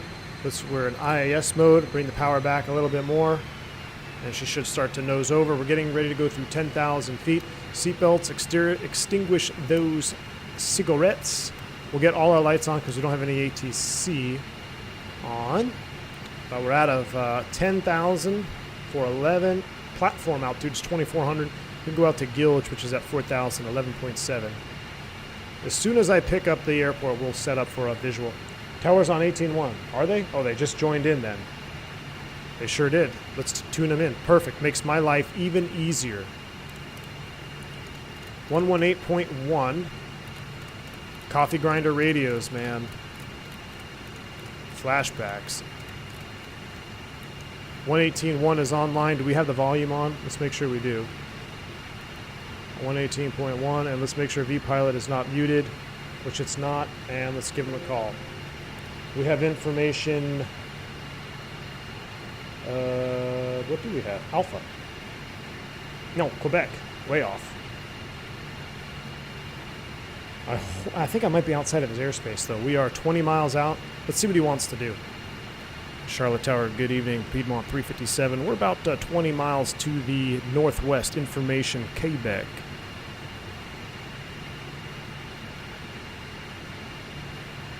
Last aircraft calling it. Is that Piedmont 486? Ah, yeah. That's my mistake. Piedmont 486. That's correct. We're about 18 miles now northwest of the field. Information, Quebec. Piedmont 486. Thank you very much. You can contact me final at 5 to 10 miles. Okay, we'll call you 5 to 10 miles out, Piedmont 486.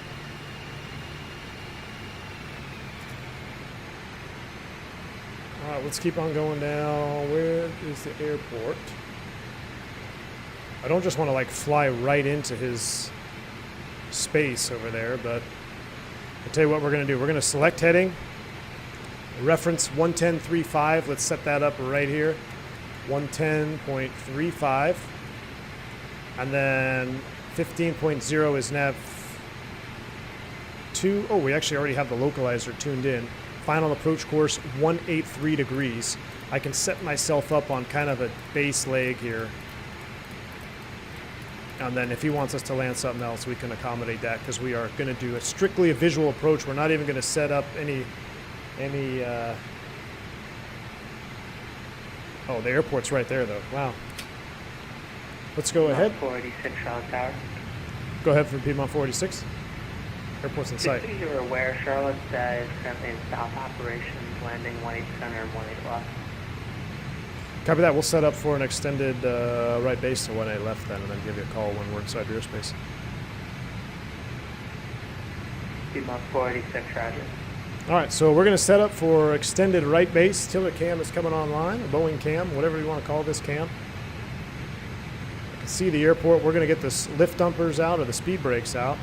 We're going to drop it all the way down to 4,000 feet. Kind of setting ourselves up on a base leg here. I got too comfy with the Bourbon 357, I know. There's a hookah party in the back row? Fake news. Although I do smell something a little funky back here. Hopefully Team Vodka's not on board. Alright, we're on a base for 18. We're 9 miles out, so at 9 miles we should be about 3,000. Let's go ahead and set 3,000 here. We'll keep dumping that altitude. 5 for 3.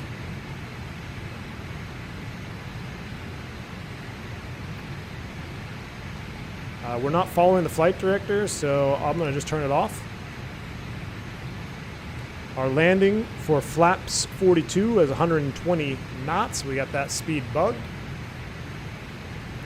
I should get flight recorder on so we can save this replay. Piedmont 486, the airport's at your 1 o'clock, 5 miles. Yes, in sight. Airport in sight, Piedmont 486. Piedmont 486, thank you. Clear visual approach from the 18 center. Clear visual approach 18 center, Piedmont 46. All right, he wants us on the center now. Oh boy. Flaps 11. 111.3. Flaps 11. Let's go ahead and start slowing it up now. Still have the speed brake out. And Piedmont 486, Windcom runway 18 center, clear to land. 18 center, clear to land, Piedmont 46.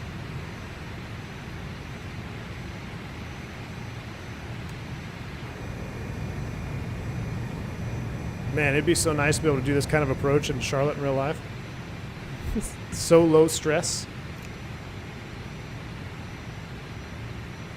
Runway's in sight. Flaps 25. Flaps 25 set. Stow the barn door. Yeah, I know, 1,000 feet. Not quite stable. Power it up. On a modified dog leg here to final. Speed is bugged to 120 knots. Cabin is prepared for landing. Runway is at our 1 o'clock.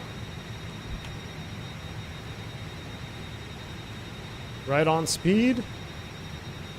Let's not land on 18 right. So yeah, that is the proper runway, just making sure. I can see the pappies actually a little bit. Do we arm the lift dumpers? Lift dumpers armed.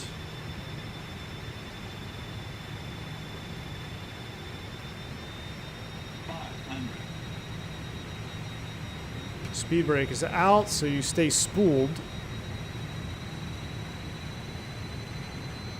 Little tiny bit of an overshoot there. So weird flying this airplane spooled up on final. 100 feet to minimum. Check. There's 2 whites, 2 reds. Minimum. Oh, it's at 100 feet speed brake? All right, well, I was a little early on it. We're nice and stable now. Light slow. What? 50, 40, 30, 20, 10. Oh, I ballooned it. Uh-oh. That's what happens when you talk smack.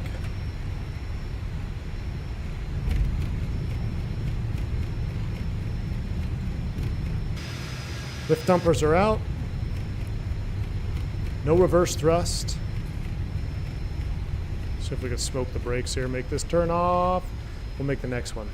A 307? Rip. Hey, it was still better than flight deck to sim, so hey. We're still in the wind column. Chalk one up in the wind column. We need to start a tally. All the landings between flight deck to sim and me. Textbook karma.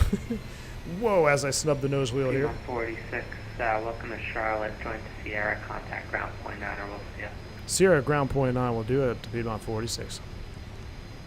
All right, let's go ahead and exit here. We need to pull up the taxi chart, and then we're going to go ahead and clean up our airplane,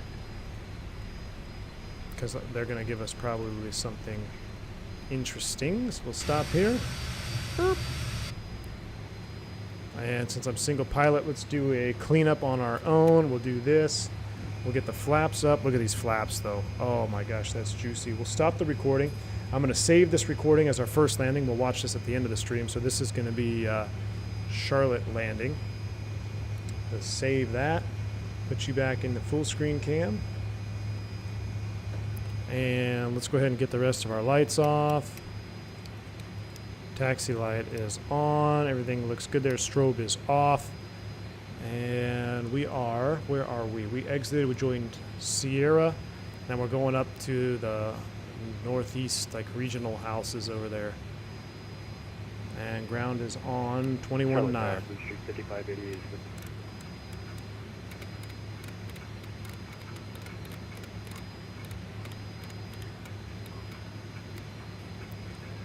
Charlotte ground, good afternoon. Piedmont 486 on Sierra here, clear at 18 center. We're going to the regional row on the northeast side.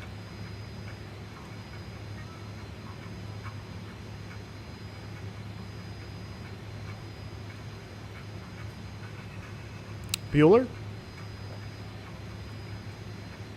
Oh my gosh, I had the wrong freak in there. Off by 121.9.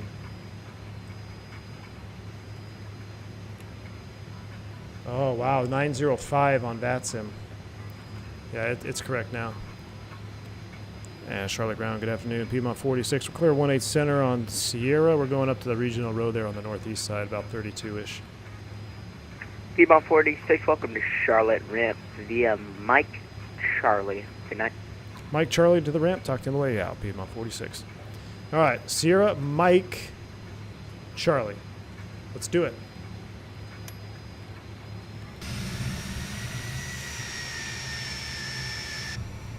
Oh, this is going to be a juicy turnaround, though, because we're going to have... Why don't I have any of the signs? This could be a problem. I think this is Mike. Nothing is on my signs. They're all blank. That is kind of a problem. I think this is Mike. Yeah, it is.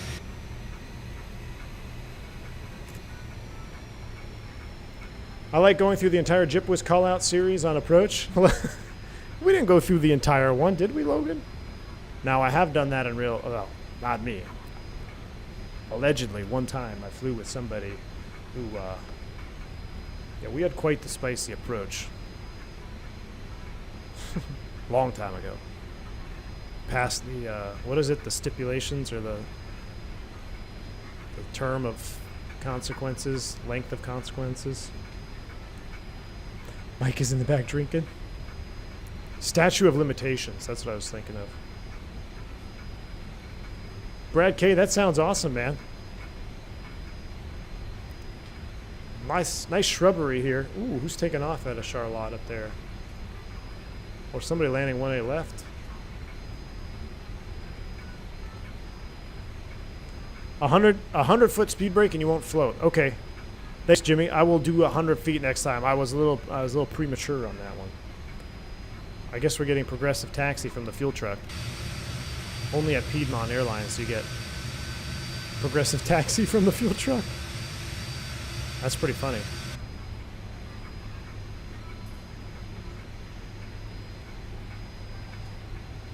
Ding, ding, ding. Got some traffic out here tonight. I need to see the brake temp. I'm going to find the brake temps on this thing. 1903, I do remember the Level D 767. I flew that airplane quite a bit, actually, on the FSX. I've never done a turnaround in this airplane, so this will be kind of interesting. Have you ever used a follow me car before?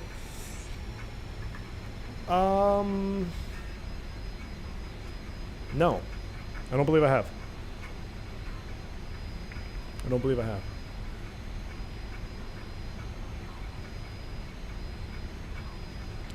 It's an awesome feeling, the same feeling we'll have when the Jets win the Super Bowl. Brad, hey man, I don't know. Might have to curb your expectations on that one. Okay, so that's a scenery problem. There shouldn't be a runway hold short bar there. That threw me off. That's Charlie, but I've entered the ramp and we made a wrong turn. 55, but that's because the scenery had the wrong paint job on it. Yeah, Charlie Cross 23. Good night. Charlie Cross 23 for Boosh 55 anything. I guess, can we start the APU on the way in? Let's do that. Be proficient here.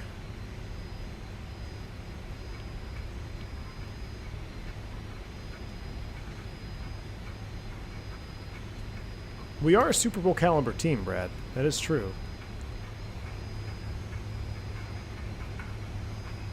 Man.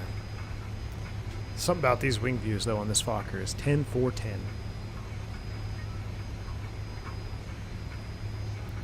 Look at that Merkin. Hey, there's flight deck to sim. Everybody wave and say, auto pack cutout. All right, let's find ourselves a nice little regional stand to park in over here, and then we're going to do a turnaround. And we also need to file a flight plan using VORs, which is kind of scary. Wow. Southwest has joined the party. Nice livery.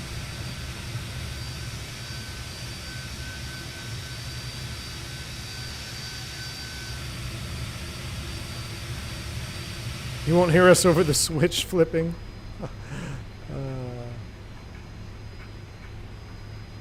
All right, let's find ourselves a stand. We'll go right over here. We'll go to the right side of this guy.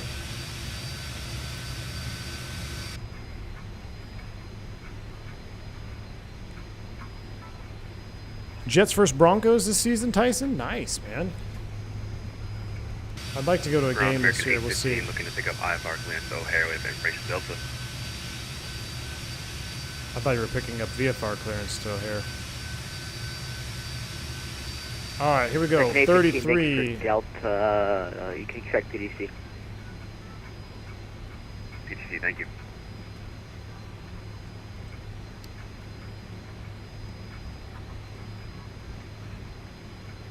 Little cricket on that one.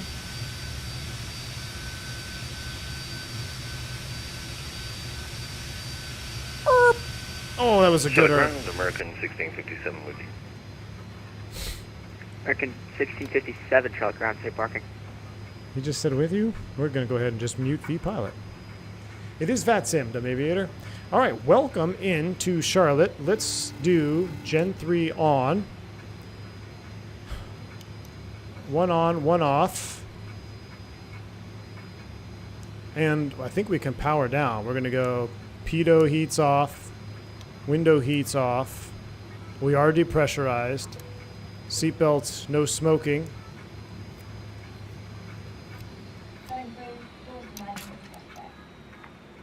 That was a bus transfer. One down, one to go. Aviator Nick dropped 20 New Zealand dollars. Appreciate that, Aviator Nick. Very kind of you. Says always a good day when there's a D1 stream.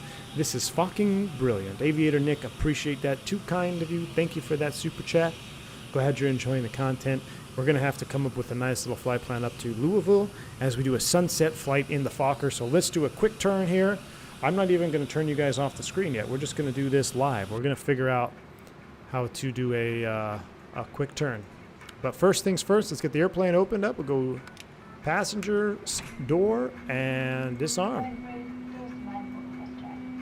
They're going to do their thing, and here we are. Pretty brilliant. We'll leave the APU run. Let me...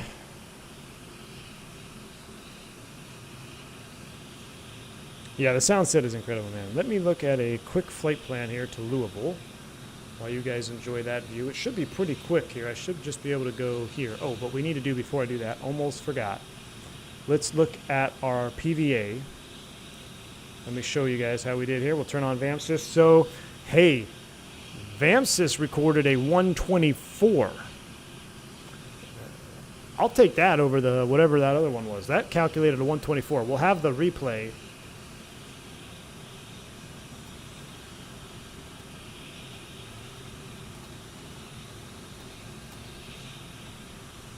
We'll have the replay to watch that, but we'll file that PyRep away.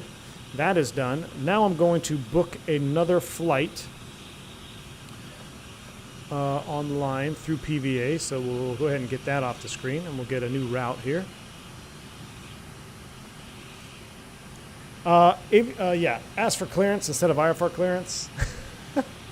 Some guys say IFR clearance still. It's just a little like you're calling clearance delivery. Of course you're getting an IFR clearance, but most of the time now we just pick up it through PDC, so we don't have to speak to anybody.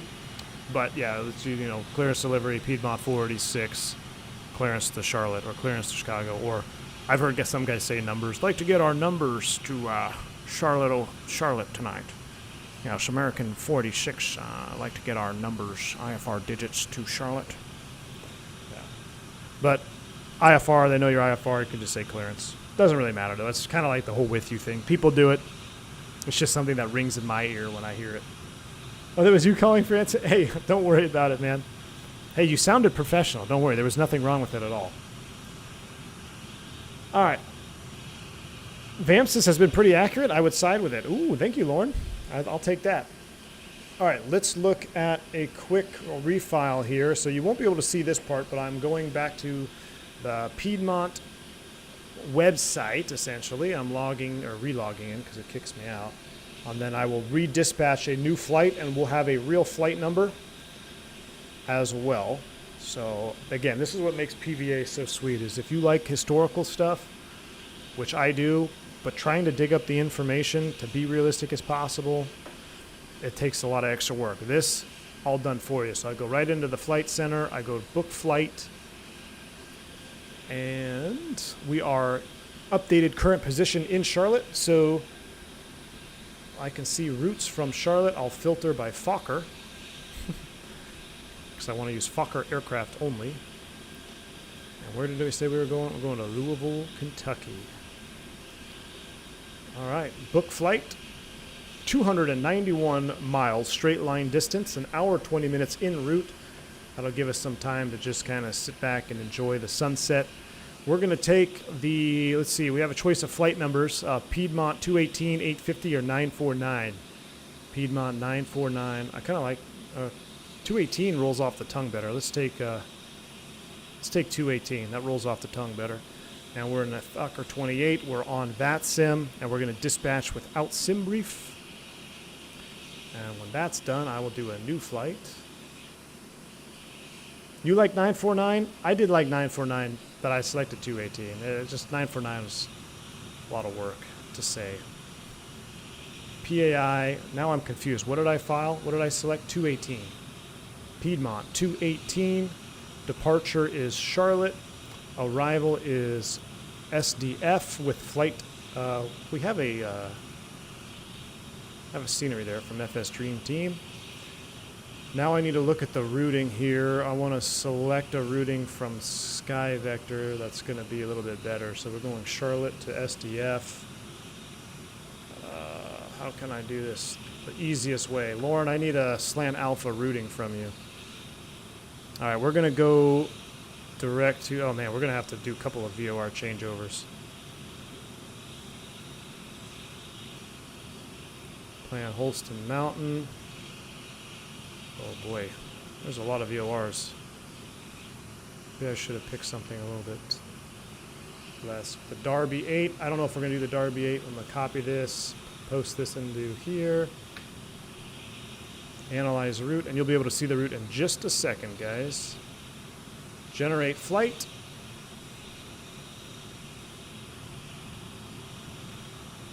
So that system works like Navigraph then, Cyclone? Yes, in a roundabout way it does.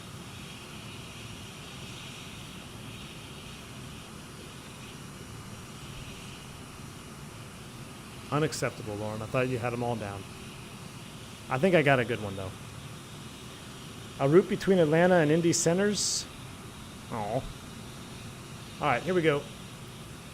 That's generated, so if I come back to the sim, and you guys will be able to see me now, we'll go back to Navigraph. Let's take a look at this. I'm going to unload this one. And I'm going to do new flight. Disregard. I'm going to go import flight, import from SimBrief, Charlotte to Louisville. We got some VOR changeovers on this one tonight, folks. This one is going to be, this one's going to be good. So we're going to basically depart out of Charlotte. Will be a vector departure to, it's not Bozeman, is it? Barrett's Mountain. All right, so we've got that ready to load up. Before I do that, let's make sure we have our new VAMPsys flight ready to go.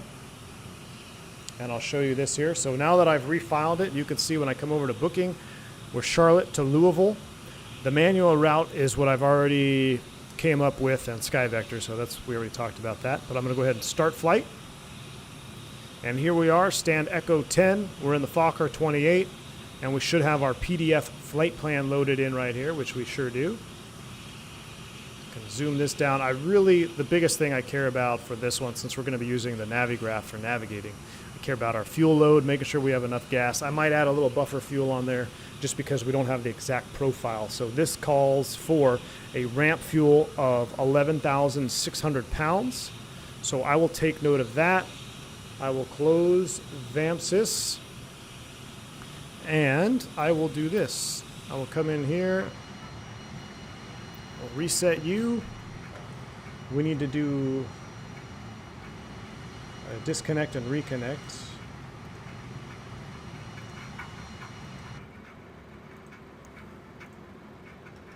What was our flight number?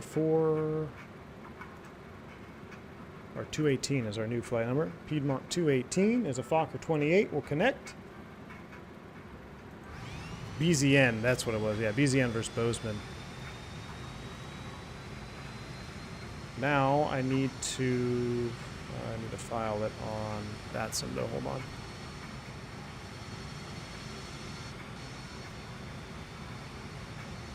Navigraph for SimBrief. There you go.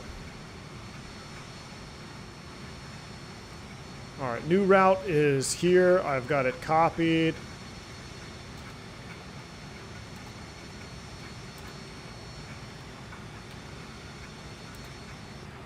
Call sign Piedmont. What is our flight level? 16,000 feet. Yeah, we're not going to do that. We're going to do, let's go 24. 24,000 feet. Filed on Piedmont flight 218 is done. So, flight plan, fetch from server, there it is. Jason Barzy, thanks for the $5 super chat. I'm trying to purchase the V3 Airbus Throttlebox, but it's not showing me the buy option. I'm only seeing a buy for the mini box. Jason Barzy, I think you would probably have to get in contact with Roberto then. I know he's been super backed up. There's been a lot of people buying the Throttletek, so you may have to check, send him an email. He's pretty responsive. Glad there's a second leg. So if you're looking to get the full throttle box, I would definitely send him an email and go from there, Jason. Thank you for the $5 super chat. I hope you do enjoy your throttle box when you pick it up. I'm still using mine. It's going strong. So far is behaving. Oh, my wife's in chat again. Good to see you, Lo. Yeah, it's a late night, 8 o'clock. Wow. Dedication to the cause here tonight. So far behaving despite the easy number of Fokker jokes that can be made. The night is still young. Appreciate that.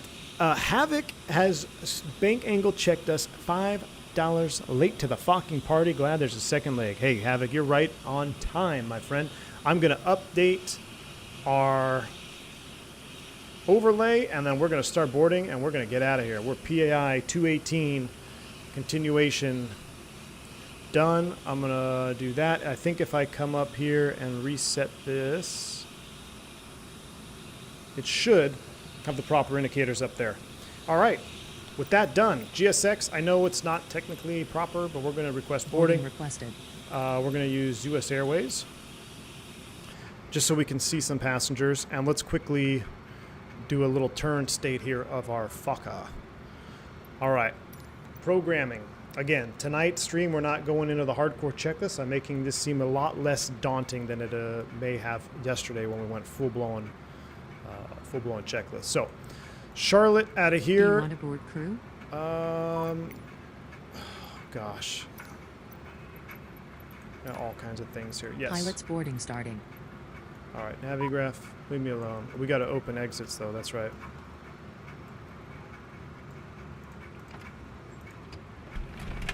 And we'll chalk it.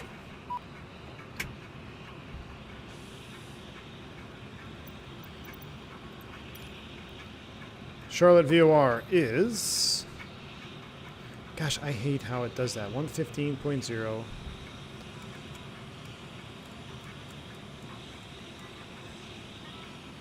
And then the second VOR that we're going to be tuning into, we only can do 2 at a time on this little Fokker, is Barrett's Mountain. Brazzers Mountain, 113.75. 113.75 in nav2. That's as far as we can go with this little Fokker. We can't do more than that. So now we'll look at the actual departure. Let's go operational flight plan, refresh. That's us. I have us direct Bozeman. They're probably going to give us a departure procedure, which we got yesterday. Let's pull up the charts. Let's go ahead and go departure, arrival. This has updated. Cool. So departures, they gave us, what did they give us? What did they give us yesterday? I like the Charlotte too, but we're probably going to get the Kermit. Probably going to get the Kermit 3.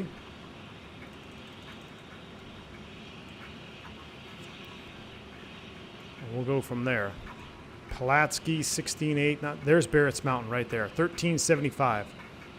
So we'll get some sort of a heading over to Barrett's Mountain, 1375, and then we're on our own. So 1375 is in nav 2, already set. The Charlotte VOR is tuned in case they want to give us a departure fix off of here, which is set. Taxis. It should be a short taxi, 1-8 left, hopefully, for departure. Browsers on a Fokker stream outfitting. I was wondering if anybody was going to pick up on that. We're going to go to night mode because it's starting to get dark. Short taxi out. We'll start them both. We got the APU running. We got one air conditioning unit on. We're cooling the cabin. And, yeah. We're looking good now. We are looking good.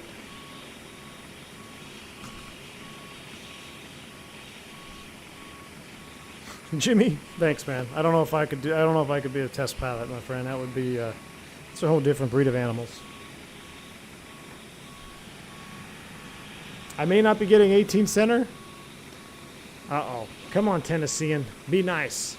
1-8 left. Give me 1-8 left. Just be nice to me tonight. 1-8 left.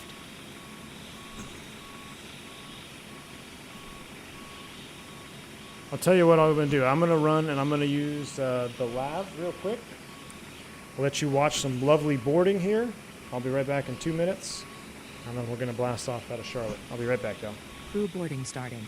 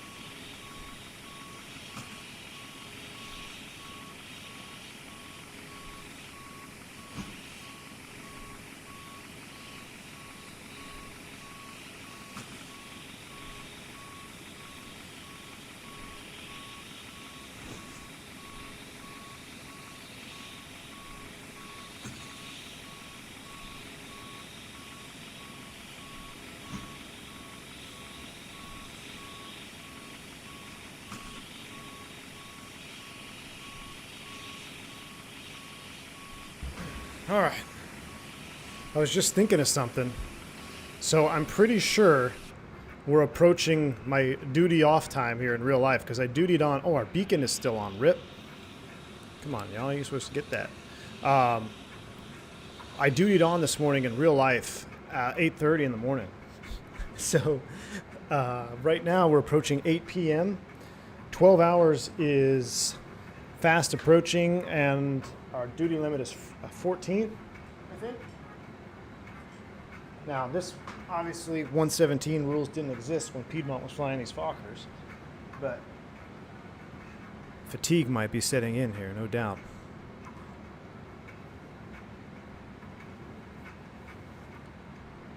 Drink responsibly. All right.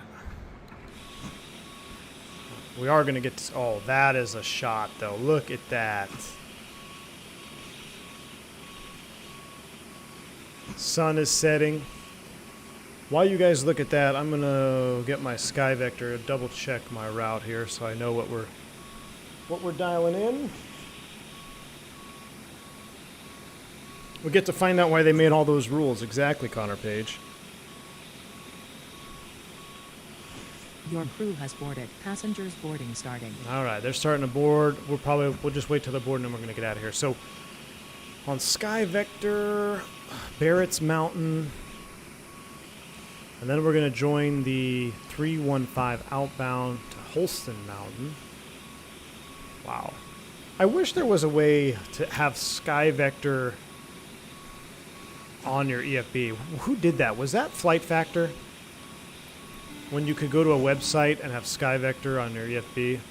So here we go, Barrett's Mountains. Then we're going to take the 315 outbound, which is Victor 259. We're going to follow that airway, which is a long airway. I hope we can navigate between the two of them there to HMV. I don't know what type of ATC coverage we'll have tonight, but we got it loaded up as far as we can for right now. So we stow that. Sun is setting here on Fokker land.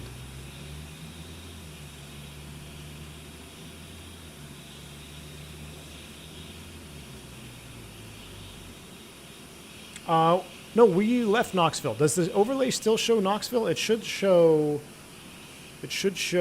Charlotte to Louisville now. Boss, Avitab, yeah. Avitab had it as well. I miss Avitab a lot. Miss Avitab, I miss the PDF that you could load in. I miss loading up everything in the PDF. Because now, I can do it here, but then to stream it, as a streamer and as someone who's trying to show you guys stuff, it was so easy to just load this up at the click of a button with Avitab. But now I got to make a separate capture window and all that. But this is our normal checklist. We can skip all the safety. We've done that before start originating. Everything should be pretty much done. Air is already set. Pressurization, we got to reset. Windshield heat is already set. Actually, I think we turned it off. We'll go through all that again before start and through flights. Oh, so here we go, through flights. No smoking, seatbelt, instruments, parking brake, fuel. Speaking of, we're sitting out here looking at the wonderful scenery. We need to load our airplane via the EFB. So let's go aircraft, import the new SimBrief data. It says 11,600 on fuel. I tell you what we're going to do. We're going to bump that up just a little bit. Take a little extra gas tonight. We're going to take 13,300. We have 67 passengers going. I'm going to hit the SMC button, which will get the trim reset for departure. There we go. So now we're loaded up. Got quite the boarding process here.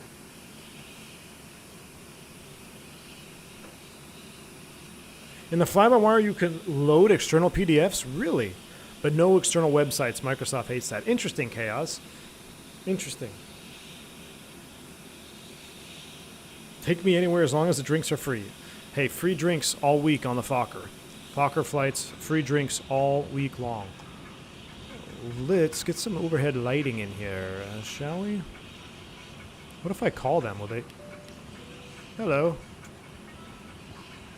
Now there's 42 different panel lights. That's glare shield, the left-hand side panel.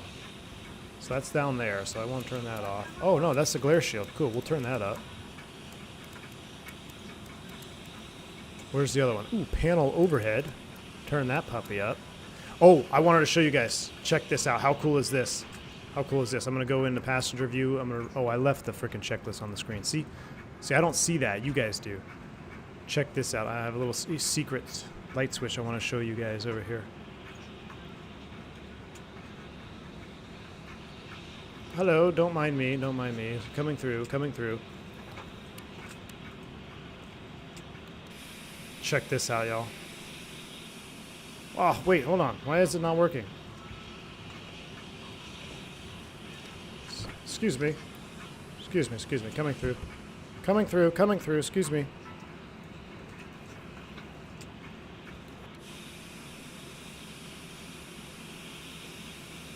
Maybe it's not dark enough yet? Oh, there they are. There they are. Oh, I could barely see them. Oh, it's because the passenger is walking up. So there's lights on the stairs. How neat is that? Look at that right there. That is cool. But this is still the shot right here. Somebody is getting ready to depart.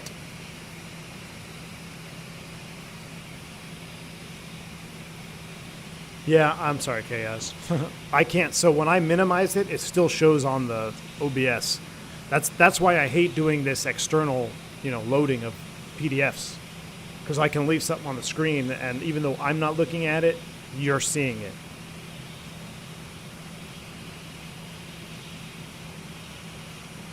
I guess we could also we'll load the pressurization. We're going to, what I say, 24, so we're going to set cabin altitude to 25. 25 is set, because we're going to 24. What is the barrel ref down here? Hit the magic barrel ref key, we'll get an update. It is 29090, which is 1013. So we can adjust this to 1013. Oh, it's pretty close, right about there. That is set. Pressurization is set. Everything else is ready to go. We can turn the no smoking and the fasten seatbelt sign on too as we wait here. Lift dumpers are in. Why is that illuminated? Is that supposed to be illuminated right now?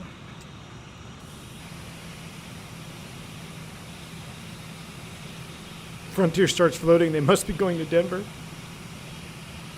I don't know why. Well, that plane levitating, that's just a Microsoft thing.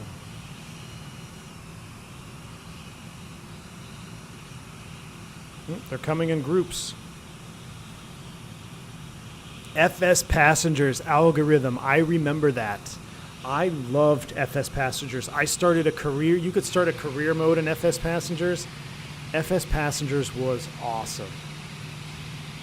Should I start acting like a Spirit passenger? Brad K, please no diversions tonight. Come on, man. We're going to have to cut off the free drinks.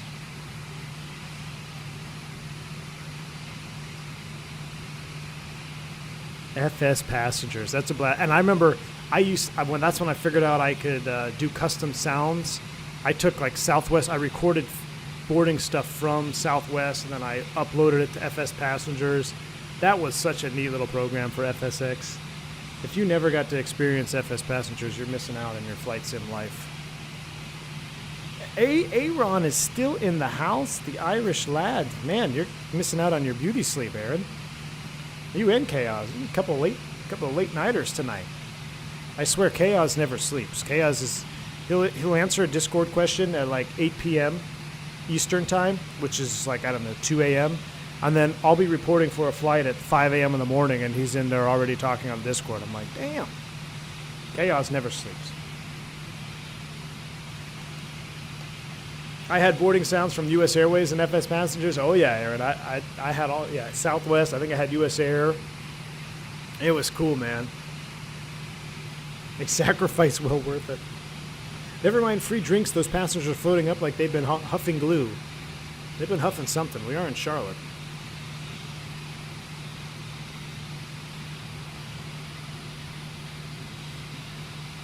Everyone's probably deafened by the APU, though. Oh, but this is a neat little sunset. All right, we're going to wrap up the boarding process here, though. How many we got left? Because I want to get out of here. One more straggler. I'm not worried about the bags. 73 is 75. We're just about ready. So we're going to get V-Pilot back on. 21.9. We'll call ground for our clearance delivery. And then we'll get out of here. Frontier 714, you can follow the Continental B462 to runway 1. What floodlight is on in here? I feel like there's a floodlight on in here. That one, there it is. Found you. All right, departure ATIS is information echo. Let's give him a call. He's probably going to have a departure for us as well. Charlotte to ground. Good evening, Piedmont 4, or correction, Piedmont 218 information. Let's try that again. Charlotte ground. Good evening, Piedmont 218 information echo. Clearance to Louisville, please. Piedmont 218. You can expect PDC. Copy. We'll expect that. Piedmont 218. Oh, Slant Zulu. I needed to file it as Slant Alpha, I think. Piedmont 218, can you accept 180 as your final? Yeah, we can do that, Piedmont 218.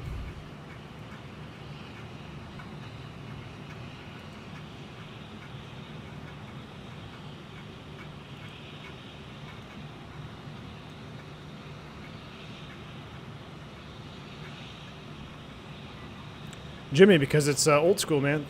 Not as efficient as the newer airplanes. Piedmont 218, you can accept these. Roger, we got it. 218, thanks. All right. What kind of damage did we do here? Cleared Louisville via the Bozeman, Victor 259, Humvee, Victor 310, Laws, Darby 8, maintain 8,000 feet. We'll set 8,000 feet right here. I'm going to restart the Kutao script right now.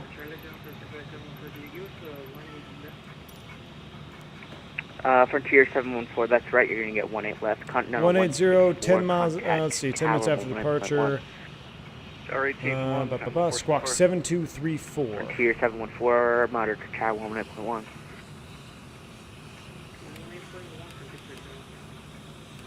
7234 in the squawk code.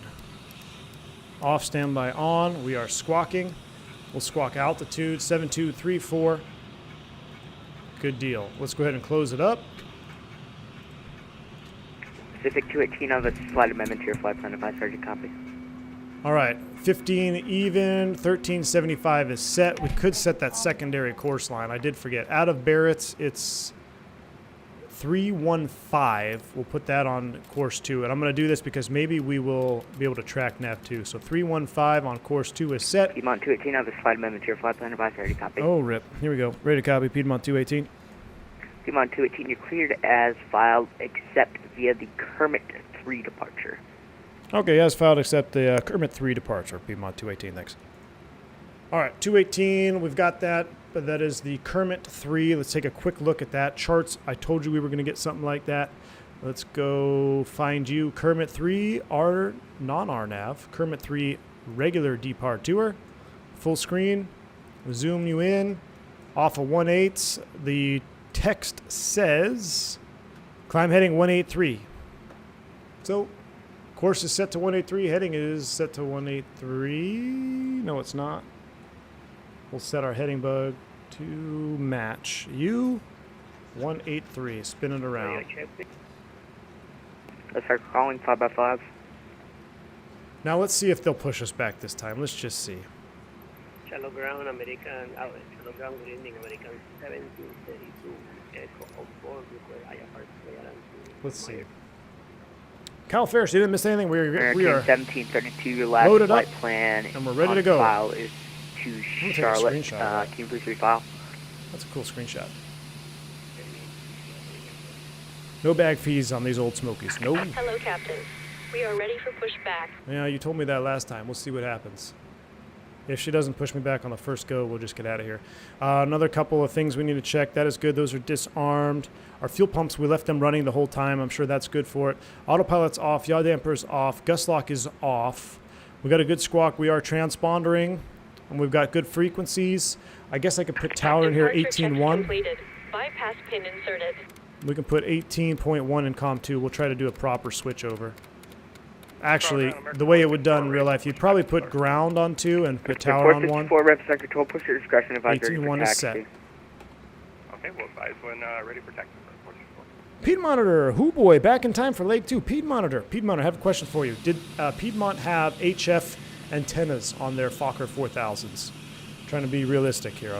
Don't mind the chick inside the nose gear there.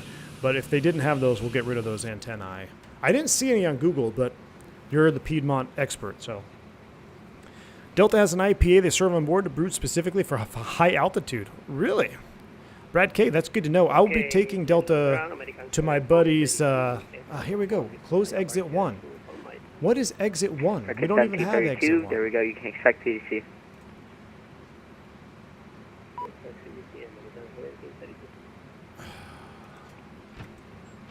I'm going to recycle that one real quick.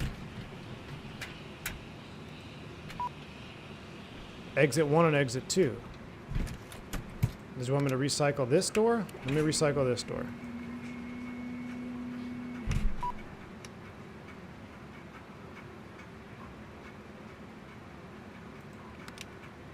Hold on.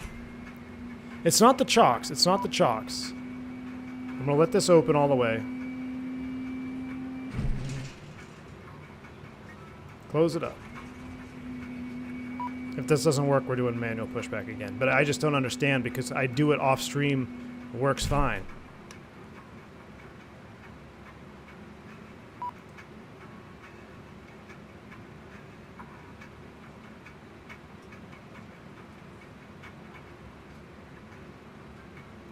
Nope, you're dead to me, GSX. You are dead to me. That sucks. All right, here we go. We do need to kill the music, though, in the back. So I know we were jamming out back here, but let's go ahead and... That's done. And pre-start flow, everything is good. We'll get our beacons on. Piedmonter says they didn't have the HF aerials. I didn't think I saw any Google Pics either, so let's go ahead and pull those off. That is done, and push back. Here we go. Brakes released, straight back, starting. 2 knots, here we go.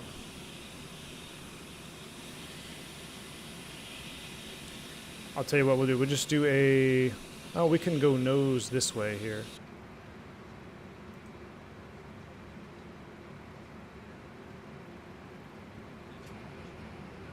Oh, that's pretty, though. Not the music. They need a safety announcement right here. I need a real-world Piedmont F-28 safety announcement to overlay.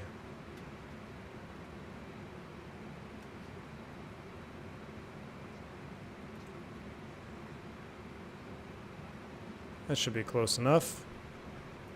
We'll stop here. We'll hide you. We'll set the brakes. And let's go ahead and start them up. All right. Gen 3 is on. APU air is on. I had one on, one off, but I was cooking the passengers the whole time there. Rip.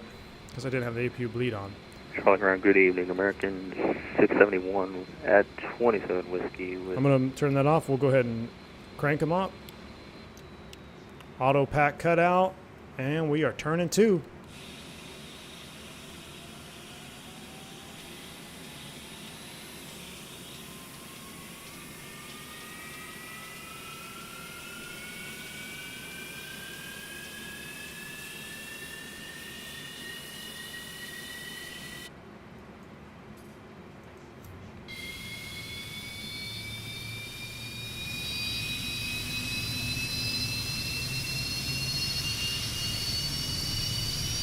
We don't need a safety announcement where we're going. Pac-Man! Got to head out, thanks V1 for the stream. Have used the extra gas and it was things to lushes like myself and Brad K. Fokker out. Pac-Man 056, thank you so much for the $10 bank angle check. Appreciate you. Fokker out. Thank you, Brad K. Take care, buddy. We have a lovely engine start on number 2. Let's go ahead and crank 1 and roll. Boom. Started that up open.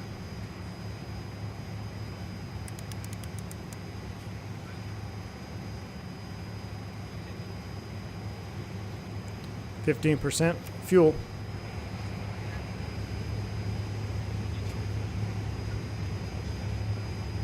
The times of no noise abatement. Here's the deal. How are we doing on the likes tonight? 223, 274 watching. That's pretty good. That's pretty good, but it's not what we need. I'm going to come up with a like goal here before we take off. Fireflyer, thank you for the 5 gifted memberships to the channel. If you pick one up, make sure you say thank you to Fireflyer. Welcome, little Fokkers. Fireflyer, I love it. Thank you for the support, my friend. Too kind. Thank you for that. Full run mode on number 1.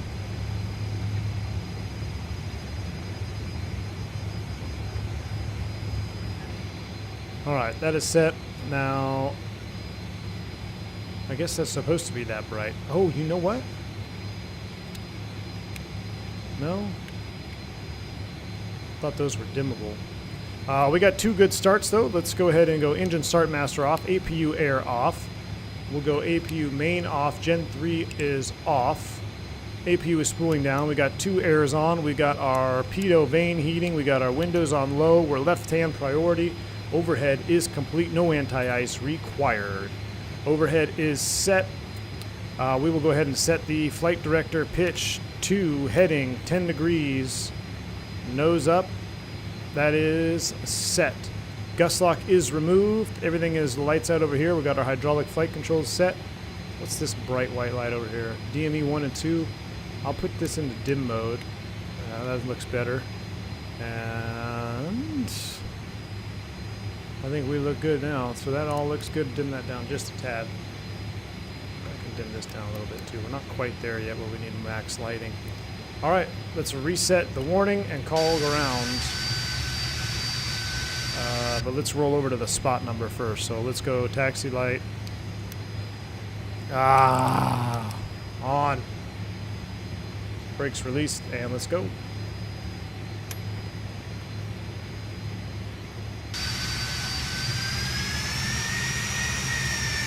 Oh, ground is closed. Cool. We'll call up Charlotte Tower then.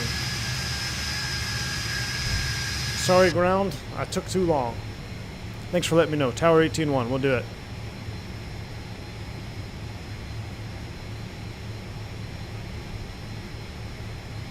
Lots of Americans out there.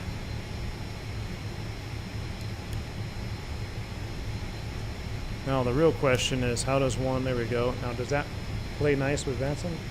Oh yeah, but we're on 1805. So one thing I've noticed is there's 3 digits on VATSIM and only 2 digits on your Fokker radio. So make sure you double check your VATSIM radio that lines up with your Fokker radio.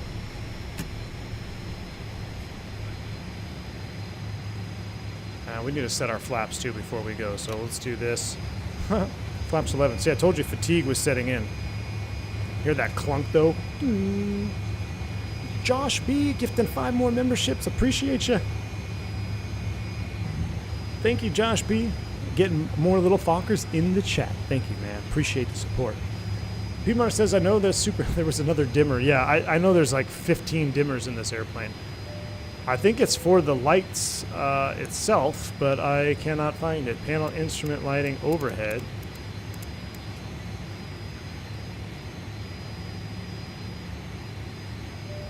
There's that lighting one. Oh, over here maybe, but these are all dim. We'll dim up or brighten up his lights. Oh well, we're good. What's up, motherfuckers? All right, 20.4 is set. We're good to go. And matter of fact, we'll just do a seats for takeoff announcement right now. What spot are we at? 32? Charlotte Tower, good evening. Piedmont, 218, spot 32, ready for taxi.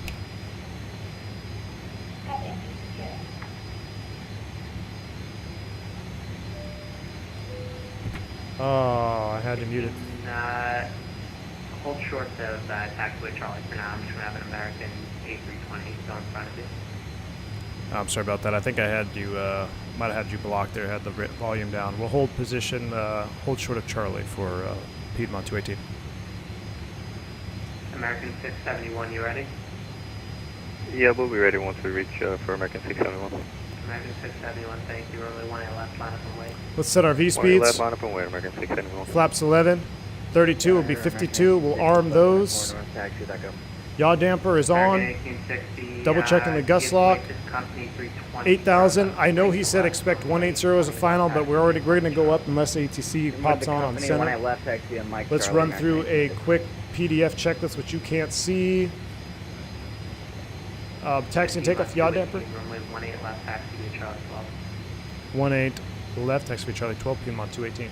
Flight control check, flaps 11, stabilizer trim, lift dumpers, armed ready, collector tanks black, control cabin door locked, shoulder harness secured, takeoff data on bugs set, APU is off, flight advisory given, transponder is on. So, here we go. See? There's really not much to it.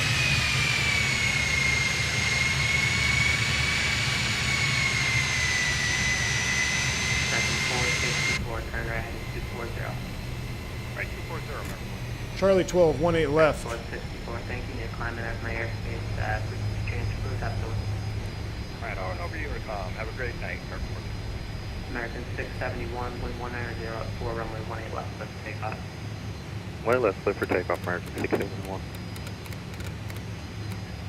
22.8 is on column 1 for departure. Piedmont 218, runway 18 left, line up and wait. 18 left, line up and wait, Piedmont 218. 18 left, line up and wait, 218. Here we go.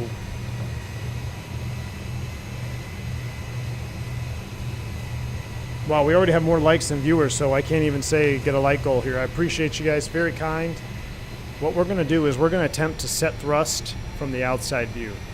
So, because you hardcore viewers are here for leg 2, we're going to do an outside view thrust setting departure. Hopefully we don't overboost the engines, but it should be pretty amazing on the audibles.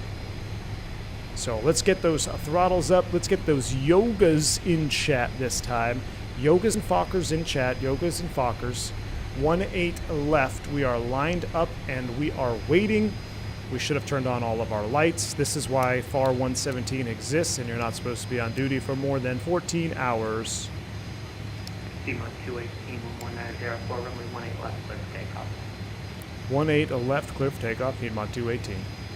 18 left departure. What did I say? Last from the Fokker. Runway 18 left. Climb 1 heading 183. You guys ready? Fock them. Spool them up. That's it. Yoga.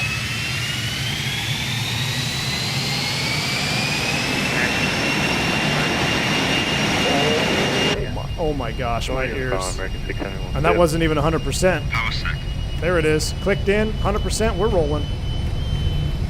Oh my gosh, that cactus just made my day. Whoever that cactus was there on that wing view just made my day.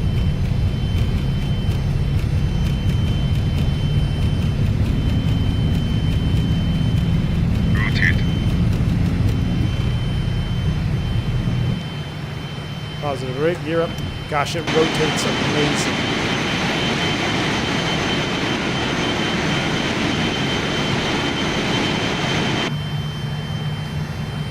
That is so awesome.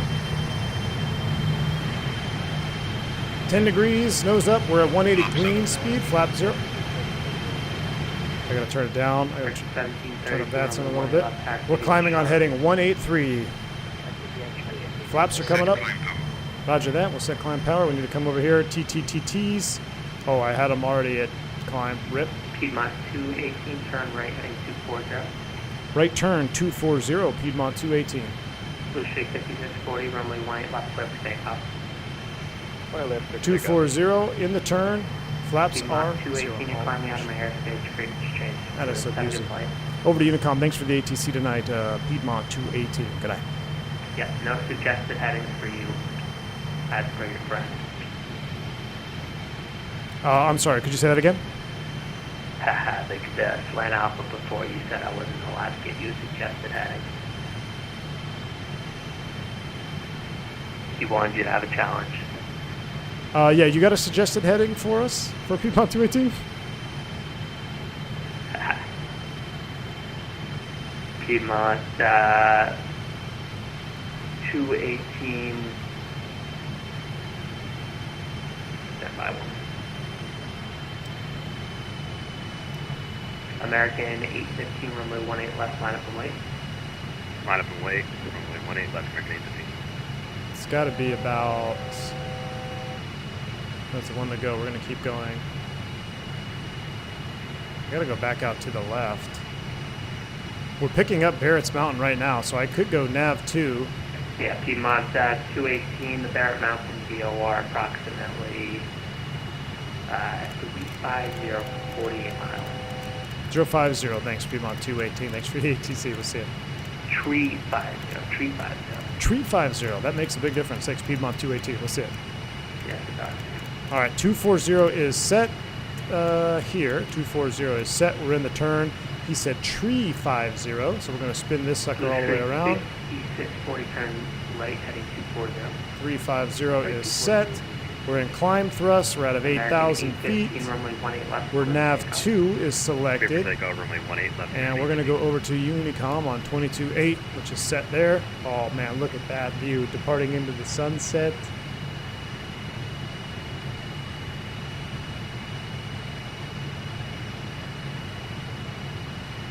Put the red dome light on? No, not yet. Getting ready to go through 10,000 feet. Smoke them if you got them, Brad K. If you have any left, get our landing lights off. We'll get all these lights off.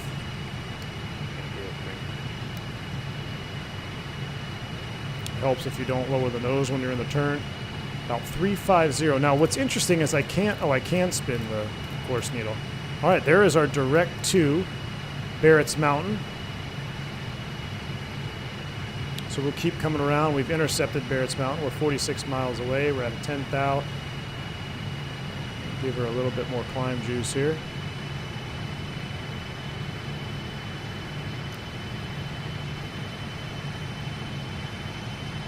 We gotta figure out this climb thing. Whoa. That's quite the light there.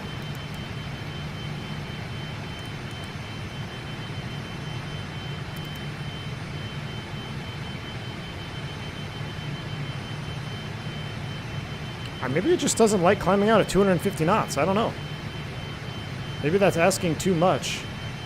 So 450 is our EGT limit, which we're right there. We're at climb thrust. We're at 450. But she likes to do about 200. Our flaps are up. Everything looks good. Let's verify that we are pressurizing, which we are. We go full screen cam, and we can go autopilot, because we're all... Actually, I'm not going to go autopilot yet. I'm going to lower the nose. I'm going to try to accelerate manually here. Missing all the good juice views, though.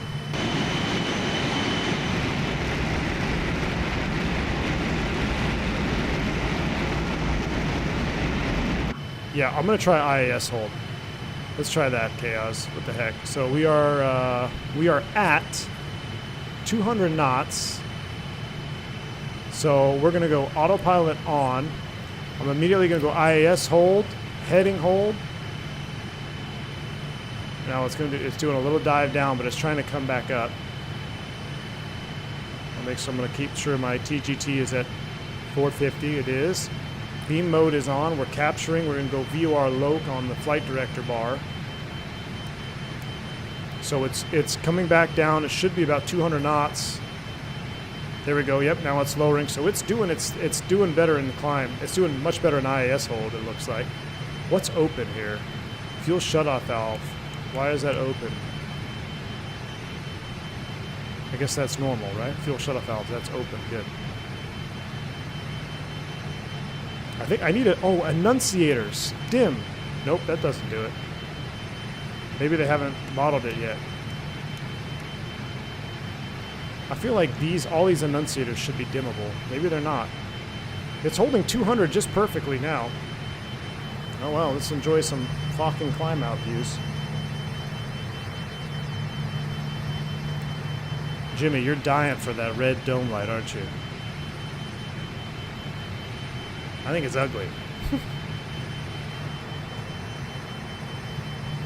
I don't think that's ugly, though. Let me get the sun in there, too. There you go. Look at that. Throttletek American. Alberto D, good to see you, man. Welcome. Throttletek American 134. Almost sounds like the N1. The N1. It almost sounds like the fans are out of sync. Much better without the dome light. Yeah, it's not dark enough for the red light special. Maybe it just loves 200 knots. I'm going to have to dig up into the manual here. Lower this down a little bit. TGT is right at 450. We're climb thrusting. We're looking good. We are double check pressurization. We are pressurizing. That is good.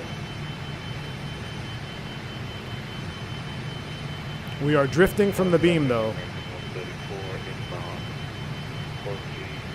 I'm monitoring the beam here. You see this? It does not appear to be beam tracking on nav 2. So let's go back to heading mode. Let's go back to beam. Yeah, it's having a hard time beaming on 2 again. So let's go heading mode over. Climb speed per the book is 250.65. All right, I'm in IAS hold. I'm going to try to roll up the IAS here.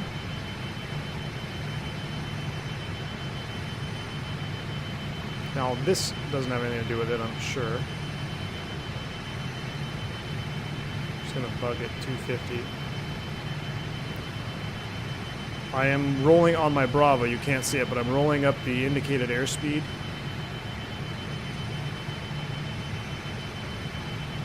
Doesn't seem to want to respond. Let me try here. We'll go. Let's try a little pitch down. So it's responding to that.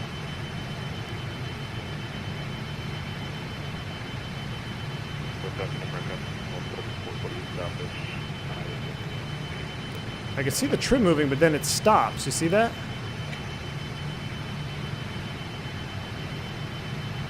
Alright, so... Oh, shoot, we're in... Does that automatically go if I go pitch? Does that default? Oh, it does. So that kicks it over to pitch mode. Alright, so I'll tell you what we're going to do then, Pete Monitor. We're out of 18,000. Let's set standard, 290902. Basically on the heading, I'm going to disengage the autopilot. And I'm going to nose this over manually here. I'm going to let it accelerate.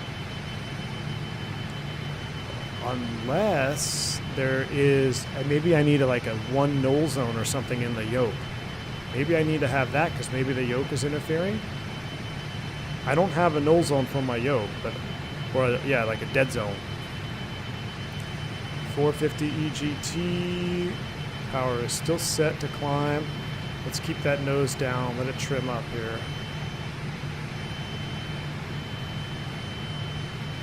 So trim is responding. Everything is working as intended.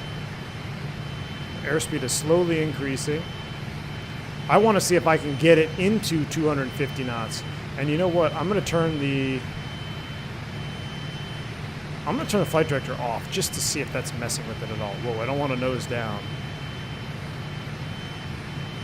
I'll level off here briefly. Here, all right, here comes 250. All right, right at 250 knots. All right, so now let's go autopilot on. IAS hold. Let's see if it holds. Let's see if it holds 250 here in the climb out. We're 19.9 for 240. What was our VOR after Barrett Mountain? Let's go ahead and check that while we're doing this. So Barrett's is 315 outbound. I'm going to put this here. Actually, I'll put it on course 1 because it's not tracking properly on course 2. So we'll set 315. It seems to be holding the speed now, Pete Monitor, but it wouldn't increase. So maybe you just have to manually set it first. So 315 course, our current inbound course, 12 miles out is right there. So we'll do that and we'll go back to heading mode. All right, so we're set up 12 miles, then we're going to change over. We're 21 to 240. Oh my gosh, that's beautiful. Let's turn it down a little bit.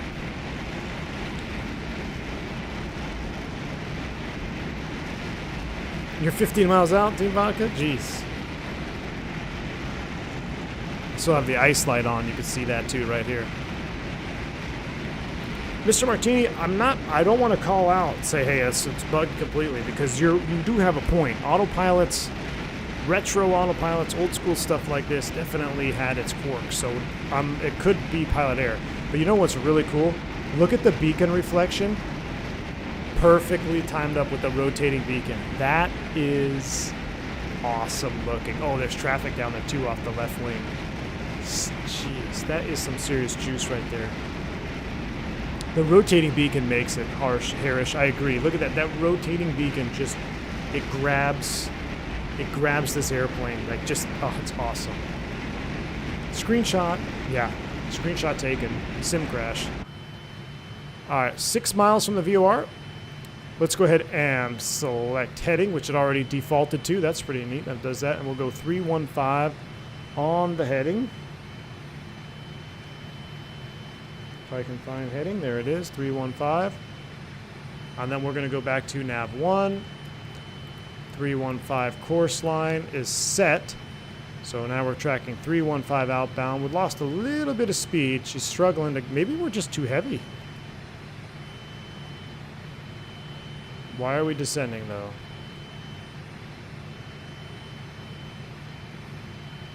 I'm going to just let it sort itself out here. I'm going to let it sort itself out. Let's go beam mode. We're doing this for science. Oh, we can't get a beam right now. Oh, because I don't have the right VOR on one. 1375.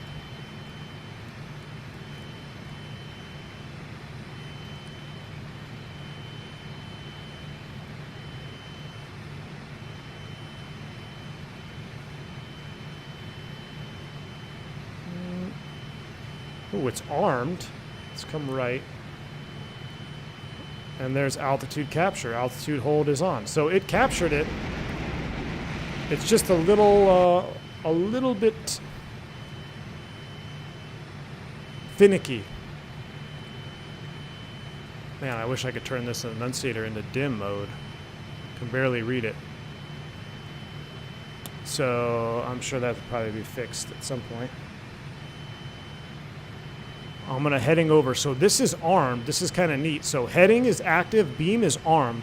It should. Oh, there it goes. It captured. So it is. It's navving good. It's doing its proper navving. That's for sure. We'll let it accelerate here, and then we'll get the cruise power back. Oh wow! Look at that shot. Or how about this shot from back here? That is a shot right there. You're not picking up London, Team Vodka? Uh-oh. No, we're not doing the red dome light, Jimmy. Power's coming back a little bit.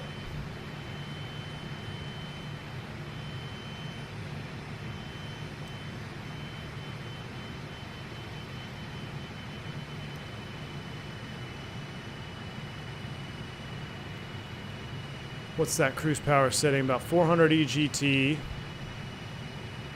425. We'll see what kind of speeds that yields us right there. To the right of the radar, there's a switch that says caution lights. Let me try. To the right of the radar. These, oh. I think though that might be these lights.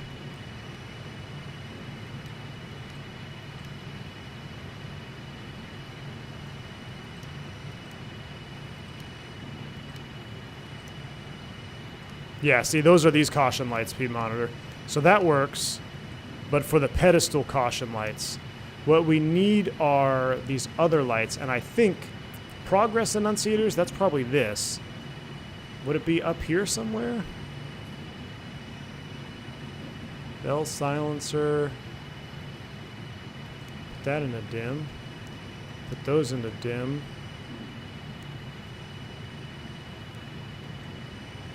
Ooh, red dome light on the FO side. That's cool. Do I have one over here? I sure do. Now I'll take that. I'll do that. No, there's no auto throttle, and we're about to overspeed. Let's go ahead and bring it back a little more.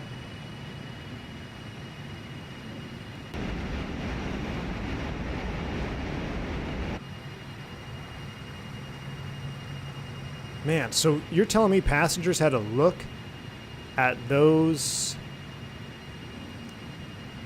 ice lights the whole way?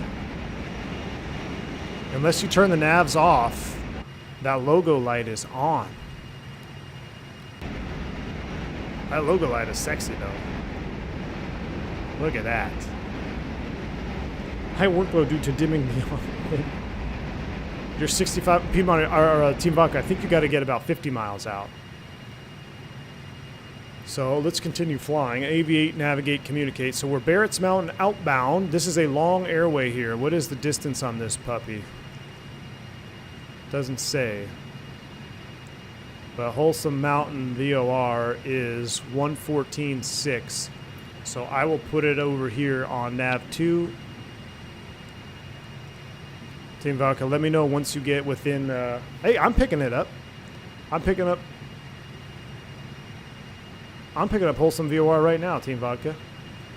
So you must not have it tuned in properly.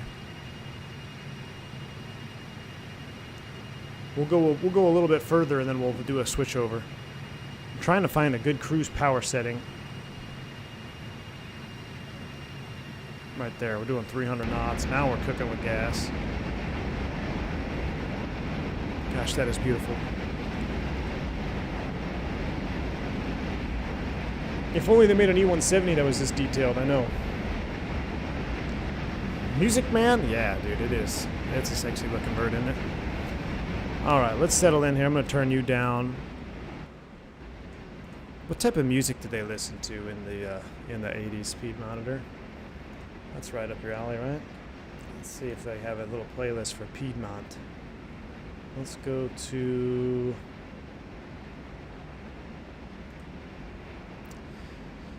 classical.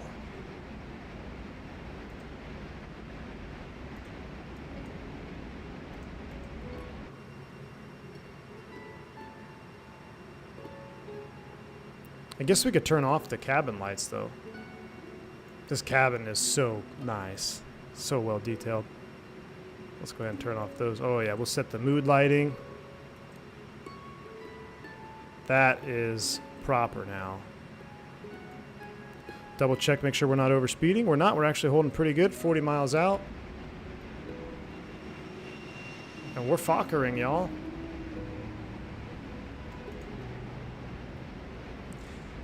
Aviator Nick, you can finally watch. Welcome. We're on leg 2. Thank y'all for hanging out with me late night tonight. Jeez, it's almost 9 o'clock. You guys are hardcore. I lost Holston about 40 miles past it. All right, Team Vodka. Well, I'm already picking them up, so we'll see. Turn off the no makeout sign. There you go, Steven. Ask him. This one's going to put me to sleep, though.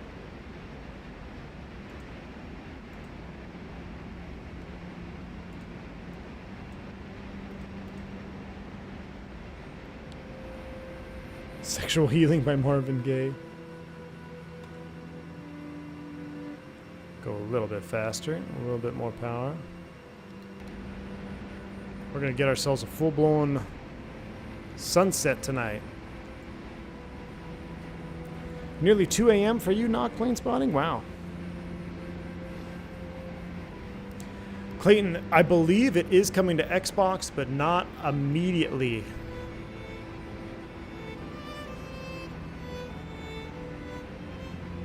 So we're going to Wholesome Mountain, and then London, which is 1655. Oh, that's what you couldn't pick up. Okay. 14.6. 9 a.m. your part of the world? Perfect for you, Cass Air. Well, welcome. Good morning, Cass Air. You're ahead of us. 3 a.m. chaos? Ouch.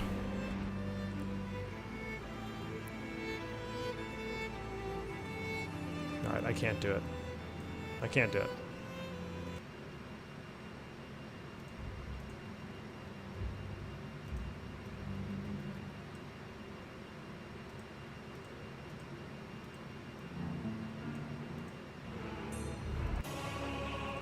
Can't do it. Can't do it.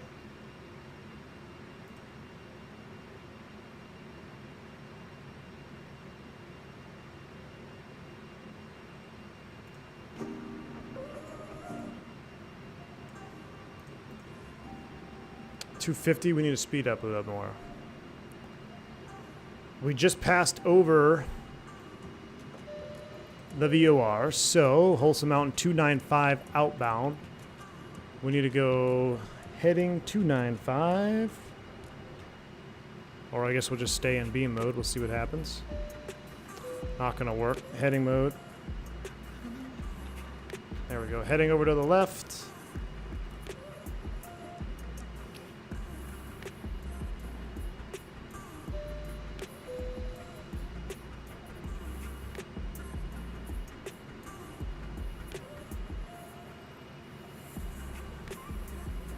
There we go. 7 miles out. We're joining the 295. London, which Team Vodka couldn't pick up, was frequency. Oh boy. Someone dropped some donos here. Let's take a look at that. Let me get this freak in here. 1655 on London. 1655 in nav 2. 1655 is tuned in. Let's see if I can arm beam mode. Beam is armed. We're in heading. We're holding altitude. We're looking good. Who was that? Cass Air. Close Air Support has gifted 5 memberships to the channel. Cass Air, appreciate you. Thank you so much for the support. Got 5 new little Fokkers on the channel tonight. Welcome. Make sure you say thank you to Cass Air. Appreciate you. Finally, the red dome light. Bunch of southern dudes flying around the 80s. You're talking Willie and Murley, George Jones straight. Yeah, Piedmont. I'd love to play some of those, but according to YouTube's scenario, I'm unable. Jeremy, welcome back. Just got back and lighting looks insane. Yeah, night lighting on this airplane is pretty sweet. I did notice we can't dim some of the annunciators. Just a small little detail. Can't dim them. But other than that, it's looking good. You can see here we've captured the beam now. The airplane is turning to track the outbound radial. Alpha Mike gifting 5 more subs. 5 more memberships. Alpha Mike, appreciate you, sir. Thank you for that. Very kind. Mark G. Ronald M. Key 6 says, welcome, you little Fokkers. Indian Laser Shark Aviation, Istvan Pinter, and Rohit Beehive. Hey, Rohit Beehive, behave. I remember you. You've been around a while. Rohit, welcome back to membership Team Green. One of us. Little Fokkers indeed. Can we hurry along? I'm starting to get heavy eyelids. Aaron, I am, hey, if you're not clacking, you're slacking, right? So we are clacking right now. We're doing 300 indicated. This is a little bit longer than I thought, for sure. But we have to see here. We have to see after... So after London... Is there anything we could track? If we can't get London, we could go Lexington 12-6. So we'll see what happens. Team Vodka, did you ever pick up London? Did you ever pick it up? Aviator Nick, 5 more memberships. Aviator Nick, very kind. Appreciate you, man. An additional 5 memberships from Aviator Nick. Too kind. Thank you. Very, very, very, very generous. Just a Race. Ooh, Just a Race. The Charlotte controller himself got a membership. Scott, Captain Dom, Knock, and Davis Ebert. Welcome to Team Green. One of us, indeed. Is back course approach same idea as reverse sensing? You can get reverse sensing on a back course approach, Jeremy. That's the danger of a back course approach, is you are susceptible to reverse sensing. But it's not necessarily the same thing. It's you are intentionally tracking the localizer backwards. So you are set up so it shows you correct deviation. But if you don't set up correctly, you can indeed get reverse sensing. Most of the time, well, I wouldn't say most of the time. Most airlines, I don't even think approve back course approaches anymore. I know, I'm trying to think if my regional, I know at my regional we were not approved for back course approaches. Is Louisville a deal breaker? Maybe PAX will be satisfied with Knoxville. I think we're further from Knoxville though at this point. First time here and already green, already one of us. Knock plane spotting, welcome. This is a very generous community you'll find here, so welcome on board. Reverse sensing, Peyton, is when the HSI needle is deflecting in the opposite direction that it wants you to track. So for instance, in this particular setup right here, if this CDI, or course deviation indicator, came out to the right, that means I need to move the airplane to the right to get back on course. In a scenario of reverse sensing, the CDI would deviate to the right, and if I move the airplane to the right, the course deviation would only get further and further off of center. So you would end up technically making a wrong turn all the way around until you were facing the VOR. On an HSI, such as we have here, you will not get reverse sensing. On a traditional VOR gauge, it is possible to have reverse sensing, absolutely. But the HSI is designed to which, whether you're inbound or outbound, you won't have reverse sensing, in theory. But it's something that you always want to be aware of. I'll bump up this Mach number a little bit since we're up here. We are right at the Barber Pole. I guess I can bring it back just a tad. What is our fuel flow? up here. We are at 0.7 kilograms per hour. I don't even know what that means. Times 100, 700. Someone do the math. How are we doing on fuel? We got plenty of gas. We're looking good. But that's reverse sensing in a nutshell. So we've lost the VOR. We're in roll mode. That's fine. I'm going to just maintain this track until we're about 30 miles from London, because Team Vodka said he picked it up at 30 miles. So how do you know when reverse sensing is happening so you don't get confused? You don't, Jeremy. That's why it's so dangerous, and that's why it's killed multiple pilots. So if you don't know that reverse sensing is happening, you will fly the airplane in the wrong direction, and you will put the airplane in a compromised position. It has happened. It's killed people. That's why you really have to be cognizant of what you're tracking, especially when you don't have an HSI. But the very core fundamentals of learning how to do instrument flying, you need to understand radials. You need to understand radials out, radials in. That way you aren't you don't put yourself in a bad spot. Roughly 88.6 HP.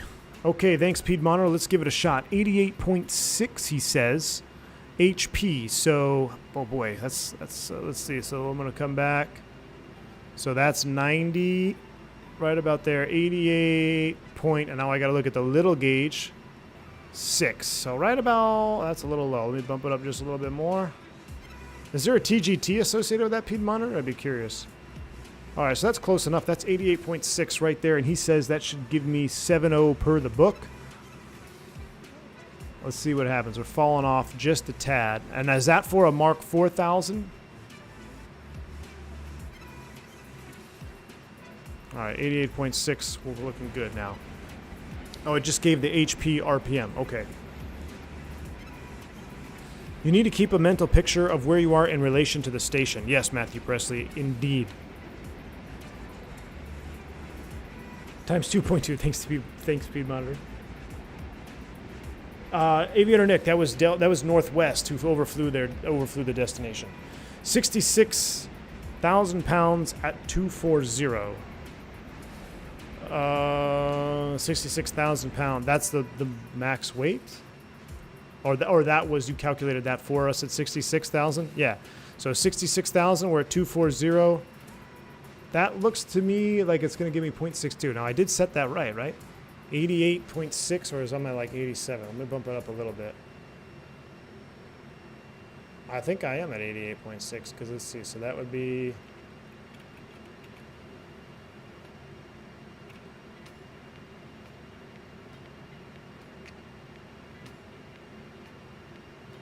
maybe a tad underpowered.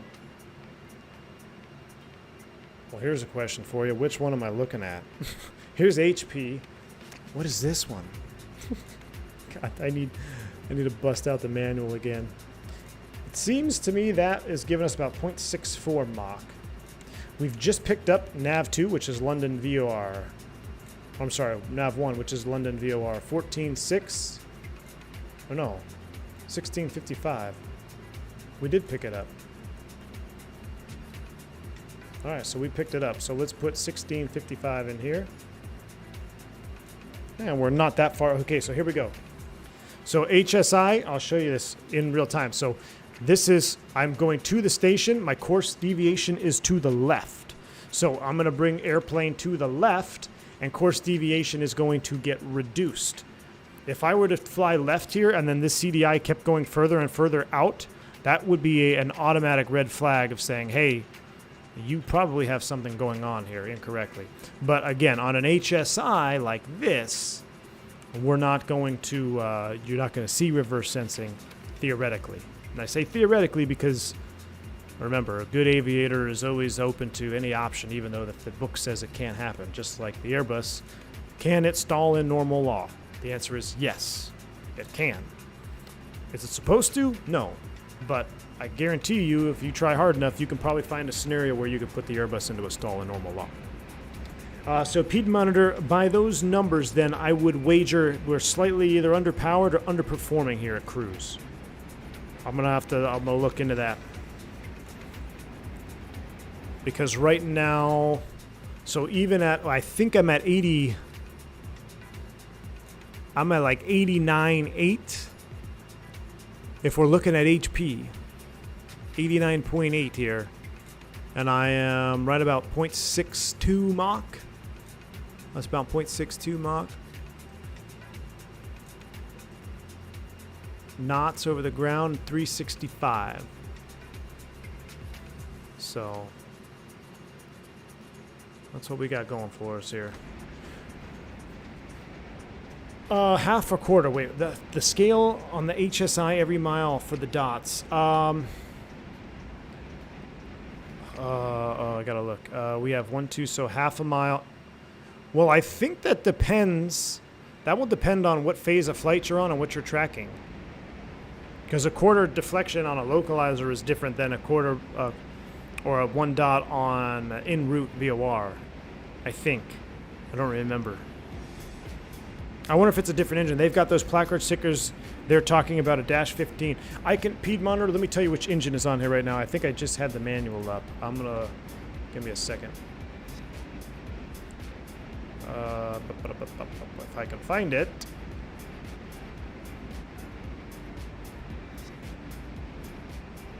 Why can't I find it now?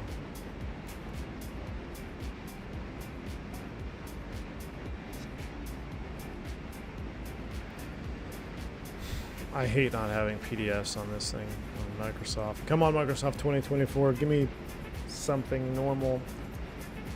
All right, looking in the manual now, it shows specifications. Mark 4000 weights. It says 0.7 Mach, 274 indicated at 28,000. Oh, 274 indicated at 28,000 range. All right, 2 Rolls-Royce Spy RB183 Mark 555 15Ps. Bypass ratio of 1. Thrust level, or thrust at sea level, is 9,800 pounds of thrust.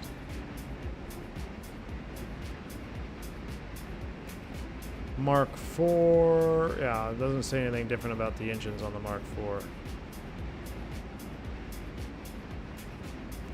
Or it is the 555, or... Man, we are clipping along. See, we're actually falling off here. We're doing 250 knots now.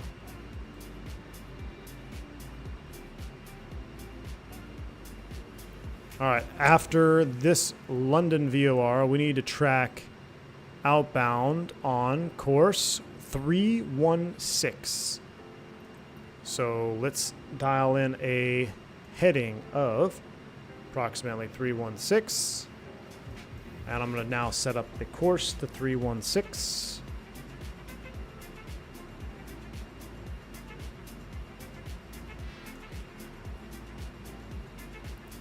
Right about there. That looks good. If I go beam, will it arm? So there we go. We are heading arm to intercept course outbound, flying into the sunset. Bypass ratio not available. I've always wanted to pursue a career in aviation, always been my true calling, but I can't become a pilot due to medical reasons. Aviator Nick, I'm sorry to hear that. There are a lot of people in your same scenario, though. The good news is, Aviator Nick, maybe if you can't be a pilot, though, there are probably a multitude of other opportunities that you can get into, even with medical reasons, such as dispatching, crew management, depending on where your country, air traffic control maybe, depending on your disabilities as well, if that's a factor. But, and the other benefit is we have Microsoft Flight Sim. And if you've ever wanted to fly airplanes and you can't, maybe you missed the bell on it, or like you said, there's some medical reasons, Microsoft Flight Sim is becoming it already is one hell of a recreator of flight. And I sure as heck am enjoying it. Flight Surgeon, there you go.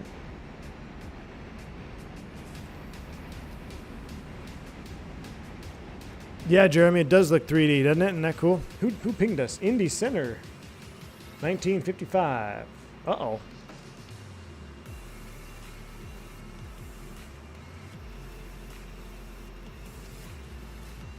Just be like, hey, we're wandering around here aimlessly.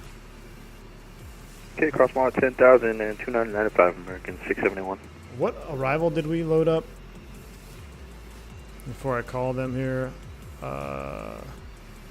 Nope. Charts, normal size, arrival. The Derby. Frontier Flight 714 is going to maintain 3,000. All right, let's pause the music here as we get ready to call center up. Indy Center is online. We're 240. We're Piedmont 218. Indy Center, good evening. Piedmont 218, level 240.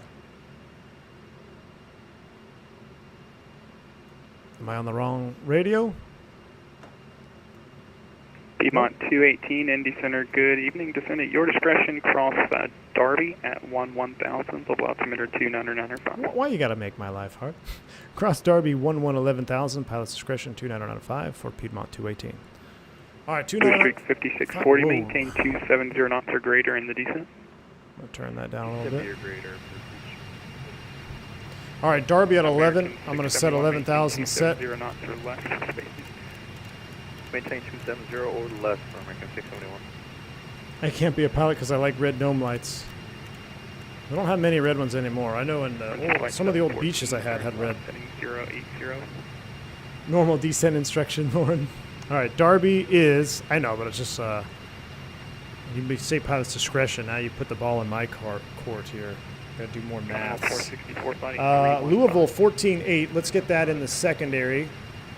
Yes, 2964, heavy radar contact. Which we are picking up. Derby is 40. What is this? 15, 40 and 15. That's 55 miles. 55 miles from. We're 19 miles from. So we got to work backwards here. This is where it starts to get to ticking. So we are 20 miles out. 55 is the waypoint. That gives us 35 miles. We need to descend 13,000 feet. So 13, 26, 39.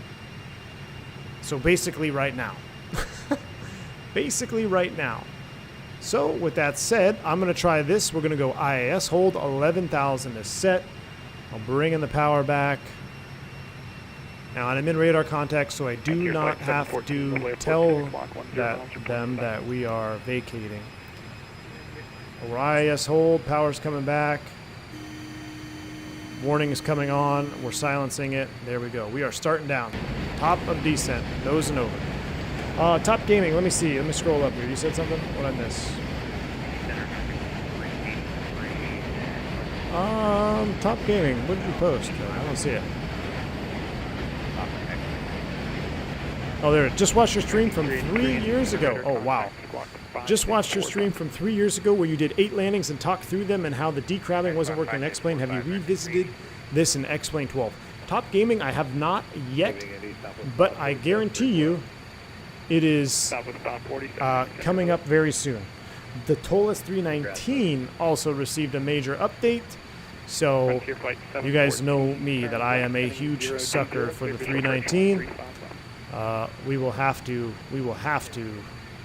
get back in that airplane here for a little bit, especially as I get ready to go back to the sim for rebase training, which sucks because I just did some recurrent, but I didn't do sim in the last month. I did ground. So to prep for sim, we will indeed be back in X-Plane doing some prep streams. All right, we're 21, descending for 11, across Derby at 11. We're going to be a little bit high, so I'm going to go idle. We're going to go silence you again. Power's coming back. Center, American 815, checking in with you finally, 360. Let's see, Louisville is on the line tonight. American 815, Indy Center, good. Oh, you're flying the 319 right now? Nice, man. I love the 319. I love it. Ooh, full red dome light. Oh, wow, that's... Frontier Flight 714, wind 300. That's hardcore. Oh, I just killed my night vision. I like the setup that we have right now, though. This looks good.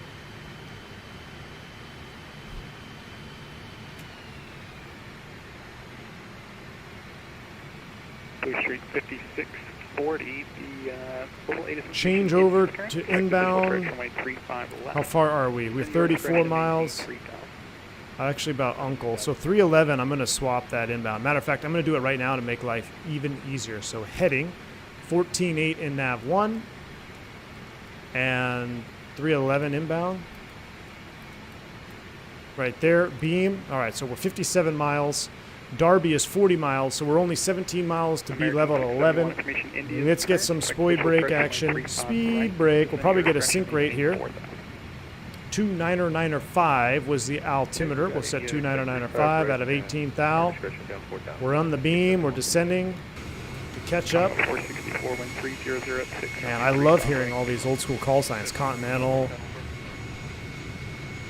So above 190 knots, this is really cool here. Watch, look at this. This is simulated too. Above 190 knots, the speed brake is inhibited to 0.1 G of whatever that is forcing against the speed brake. So because we're above 190 knots indicated, the speed brake is actually limited right here. Once we slow below 190, you'll get full deflection of the speed brake. That's pretty cool. That's just a limit to the speed brake system. But I mean, it still helps. It's better than nothing. But that's why it's not fully deflected. That's not a bug, and it's working as intended. That's pretty neat. Pretty neat.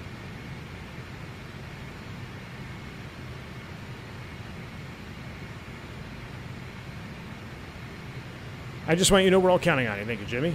She's starting to shimmy. All right, 51, Darby. What was I going to do? I was going to get the ATIS here real quick. So let's... I don't know what's better, inside views or outside views. Louisville ATIS. I just want to see what their landing is. Information, India. 300 at 6 arrivals. Expect visual approach 35 left and right. Piedmont, where do I park in Louisville? All right, left and right. So let's put the 10-9 up here. 35 left. I'm going to request 35 left if we can do it. Approach ILS 35 left. Now it'd be fun to do an ILS. Try to see if we can link it up here. 109.35. I'm going to put that in nav 2 just so I have it ready. 109.35. There's the altitude alert, 11,000. Stow that barn door. The speed's going to drop way off. Get the power back in there. 11,000. We're 45 miles out. Welcome to Louisville. Taxi gate via Bravo Golf Lima Mike. Man, we're right on it. Almost like we know what we're doing there. We're still flying Brad K, don't worry.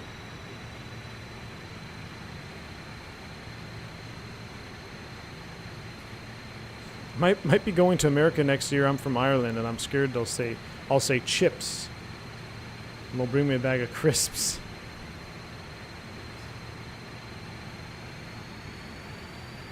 Just ask Aaron. He's the resident Irish lad that visits the channel here. Is clear air turbulence simulated? I've run into turbulence in the middle of the air without any clouds in Microsoft, so I would say yes. I don't know exactly how they model it, but I have definitely had turbulence not associated with the weather system in the sim before. Chaos, I know, man. No, she's probably asleep, to be honest with you. Let's speed back up here, 250 knots.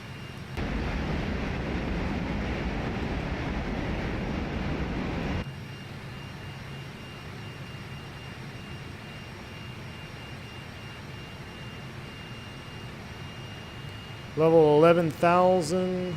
Let me look at my PDF checklist.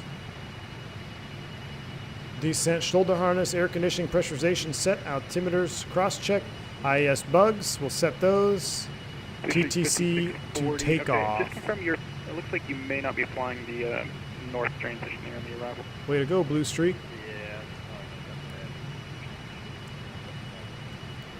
TTCs are set to take off. Blue Streak 5640. Okay, gliding about 270 for now.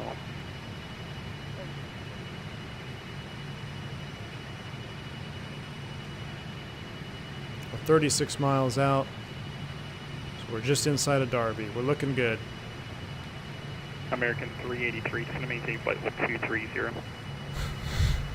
Aaron is still here? Jeez. Do you need time in a real airplane if you want to teach ground school systems classes? My friend's instructor was quadriplegic. Jeremy, not necessarily. It depends on where. Like there are instruction centers. Like Flight Safety International is one where they'll hire ground school instructors or instructors to teach without being in the airplane or have time in the airplane. The challenge you'll find is with most airlines in the United States, a lot of that stuff is protected per the contract for the pilot group for the unions, which would say that there are no, like you have, in order to be an instructor or to be in training, you must be on the seniority list or you must be a qualified pilot. There may be some language like that when you start looking at airlines, but it is definitely possible depending on the airline, depending on the training center as well. So you would probably have to ask with a specific sim center. Now you might be able to teach other things like in-dock training, where you teach about so we call it indoctrination. That's the first step of a new hire at any airline. You go over a lot of the company regs, a lot of the FAA regulations, go over basic airmanship stuff that's pertaining to 121 operations. And I have had instructors that are still in college, are interns, really, that teach that course. So that is definitely a viable option. It's when you start looking at airplane-specific stuff, then it's really going to be dependent upon the contract and what is allowed. Piedmont 218, information India's current expected visual approach runway 35 right. Descend at your discretion, maintain 4,000. All right, descend 4,000. We have India for Piedmont 218. Piedmont 218, turn right heading 310, vector design. Right turn heading 310 Piedmont, or left turn 310 Piedmont 218. American 383. All right, 310 on the heading, 4,000. Over to Memphis Center 133.65. We'll see you next time. We need to slow down. So he's giving us the right side. Man, if I didn't have mouse wheel scroll, I'm going to have to get rid of that. All right, so 35 right. Man, I have just not been on the runways today. I was 0 for 2 on my flight up to Mini, too. I had the wrong ones. 110.55, that's normal. 1 o'clock, 13 miles reporting time. Yeah, we got the same start from American 671. American 671, clear visual approach runway 35 right. Traffic is RJ 6 miles ahead of you on the left side. 110.55, final approach course is 350. Blue Streak 5640, wind 3006, runway 35 left, big lane. If I just had mini FCU, it'd probably make this easier to fly. IS hold, brakes are coming out. We are descending to 4,000. We're 250 knots. I keep going to the overhead for my lights. I'm going to need the dome light actually now, I think, to see these switches. Nope. All right. Extinguish those Establish spot 47 to Cindy, the Gibbs 3 arrival landing southwest. cigarettes back there. 2995. Down via the Gibbs 3 southwest, southwest 547.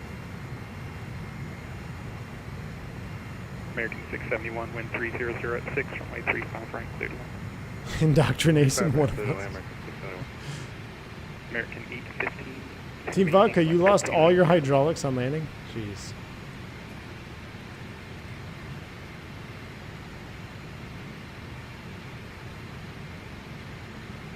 American 815, descend and maintain flight level 280.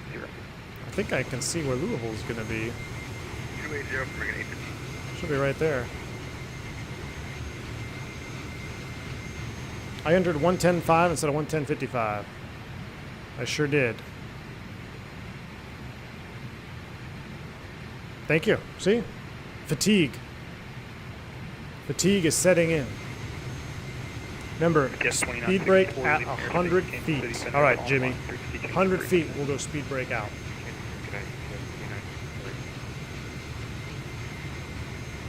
Wow, that's crazy, Team Vodka. Were you in the 146? What were you in? I love the 146. 290, Piedmont 218.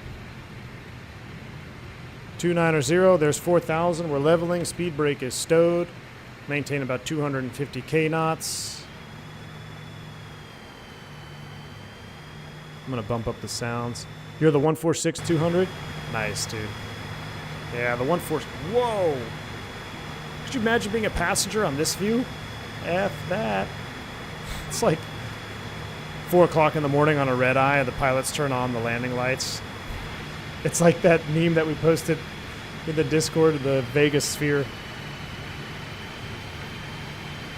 Brad K, no worries, man. You have control. Let's see if we can run this puppy all the way to the... I don't want to run 250 to the marker. Let's slow down. We're only 13 miles out. I'm going to start slowing down right now, actually. And what are we going to be landing at? 122 at 42 is our VREF. Right now, our min clean speed is 145, it looks like. At flaps 42 or 141. Oh, I see. So it does when it depends on the flap position that you're at. District 5640, welcome to Louisville, taxi via Bravo Golf Mike, cross running 11 and drop.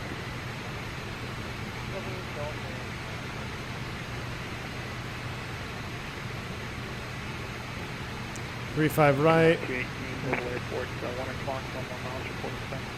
Airport inside, Piedmont 218. Piedmont 218, clear visual bridge, runway 35 right.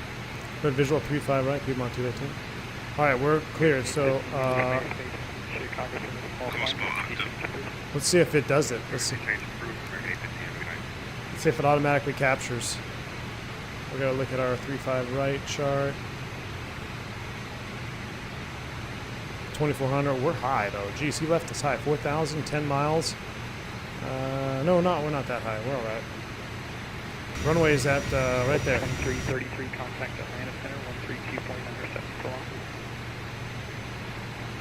Could descend to final approach fix altitude of... No, we could go to 3,000 for upsco.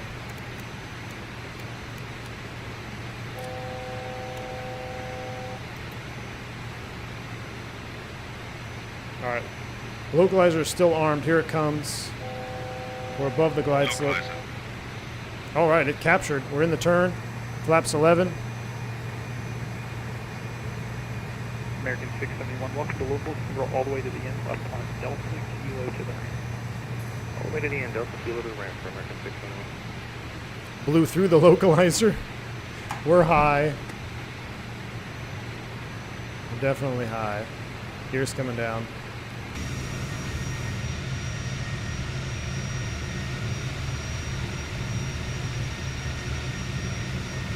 Knock, I don't have a schedule.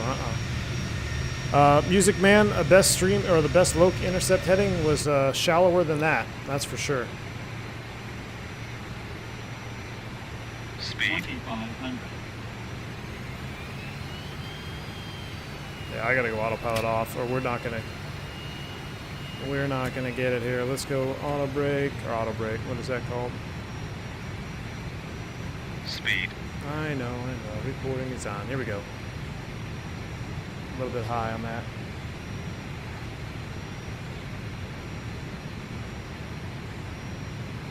Speed. Speed. I know. 218, wind 3006, runway 35 right, 35 right, clear to land, Piedmont 218. Speed. 122. There we go. We're not that slow.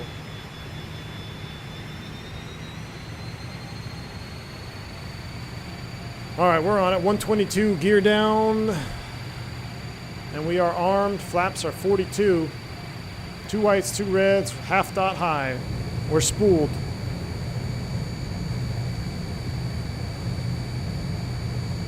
I love that flap view out there.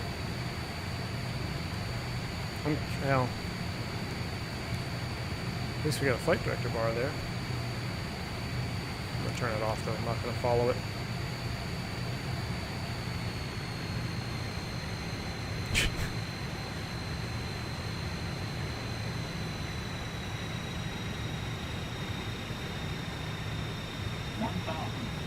Stable, clear to land. Whoa, what happened there? I looked down for 1 second and the airplane like nose high. We're correcting. Don't worry about speed there. We all right. Speed. It's so backwards to add power and descend. Glide slope's coming back into play here. Replay is armed. A firm. All right, we're on speed now. A little bit high, correcting.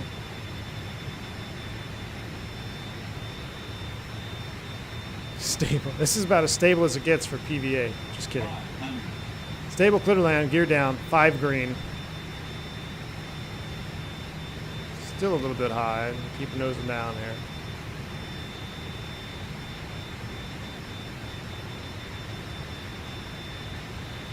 Feet to minimum. 100 feet, speed breakout. Oh, that was 100 feet to minimum. Rip. Sorry, Jim. Minimums.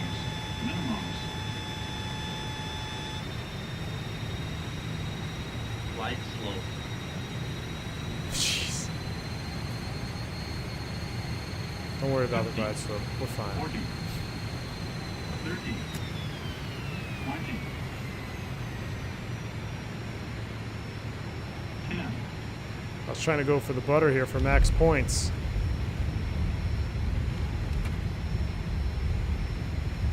Don't think so.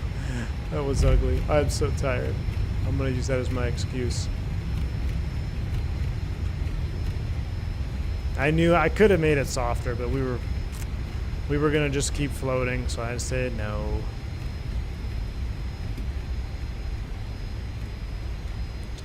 We were totally legal. Get out of here. All right, we are here. We are in Louisville. Man, I feel like a worn-out regional pilot. It's 9:30. Been on duty all day long.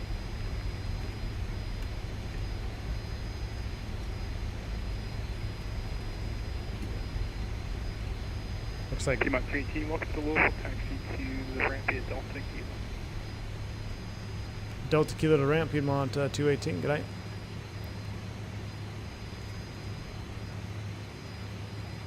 I was supposed to go left, wasn't I? No, we're fine. Delta Kilo. We're good.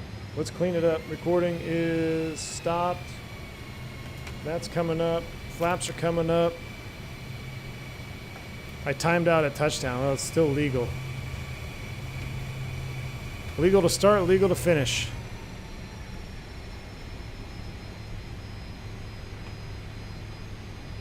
I really wish I could bind a lot of these light switches. I don't know what the one biggest drawback to Microsoft, or I think is, oh,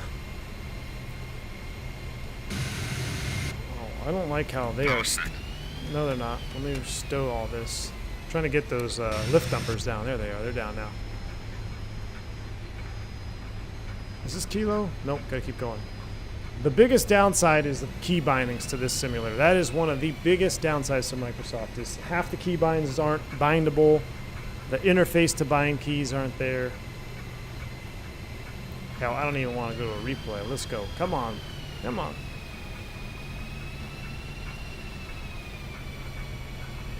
Flight of the Fokkers on Wednesday, indeed.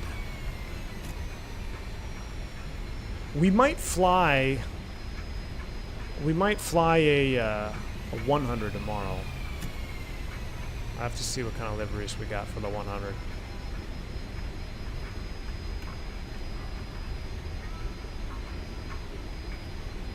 FS Dream Team Louisville, though. Do you guys remember, for the 196 people that are still here, I'm going to give you a secret tidbit information. If you remember me talking about the one time that we boarded up the wrong airplane and didn't realize we were on the wrong airplane until we were about to start engines before start checklist, that was in Louisville. Matter of fact, I think it was that gate right there where that American was parked. So we're going to go follow suit. We're going to go park right next to him. I'm not going to shut down because I'm going to go straight into replay mode because it's 9:30 and I'm tired as hell.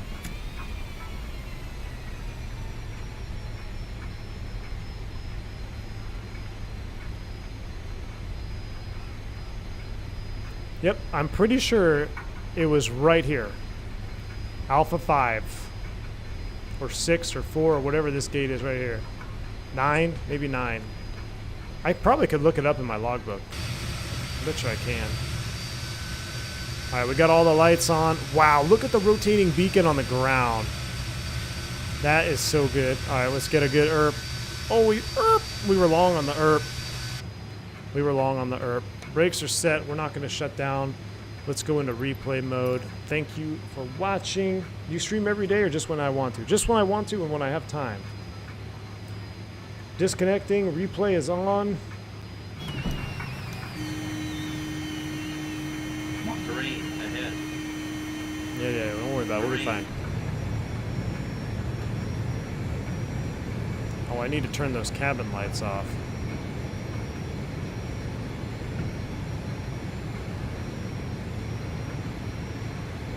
Can I reach it from here?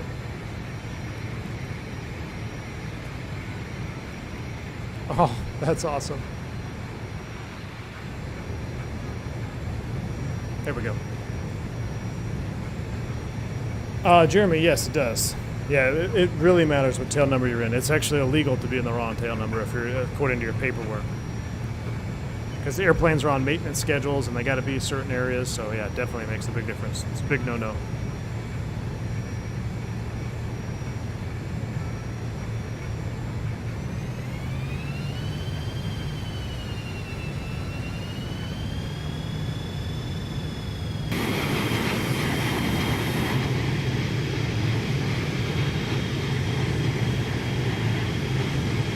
Look at that, speed brake is out.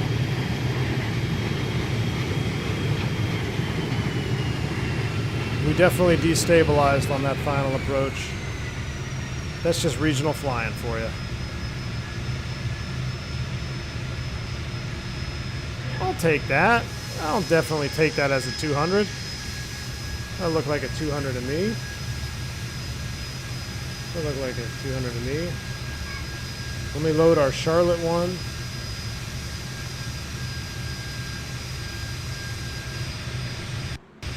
Hopefully this doesn't crash the sim. Let me move the time back.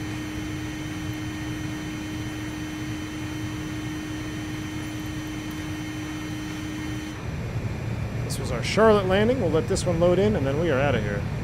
Oh yeah, I left it on replay mode, my bad. I'm gonna put that on there. Sim is still loading.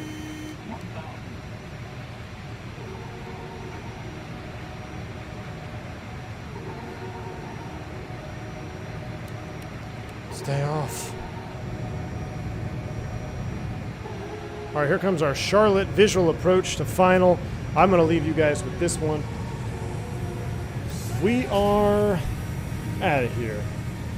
Yeah, I got the cabin music off. It's clashing. Sail is on. I'm exhausted. I'm going home. Thank you to all who joined. Oh, I forgot to submit my pilot report. Oh, and now I'm back flying. Dang it. Rip.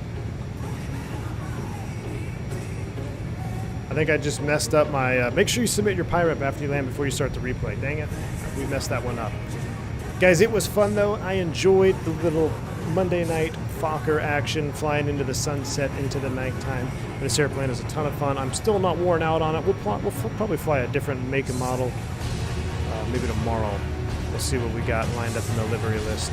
But until then, I want y'all to take care. Have a good one. Stay safe. Stay healthy. I'm V1. Shout out Pete Monitor. Thanks for the info. Getting the roots in there. We're going to have a Fokker release party on Wednesday. You getting the Fokker on Wednesday, Pete Monitor? Maybe we can all follow Pete Monitor around. All right, guys. Everyone take care. Stay safe. Stay healthy. I'm V1. See ya.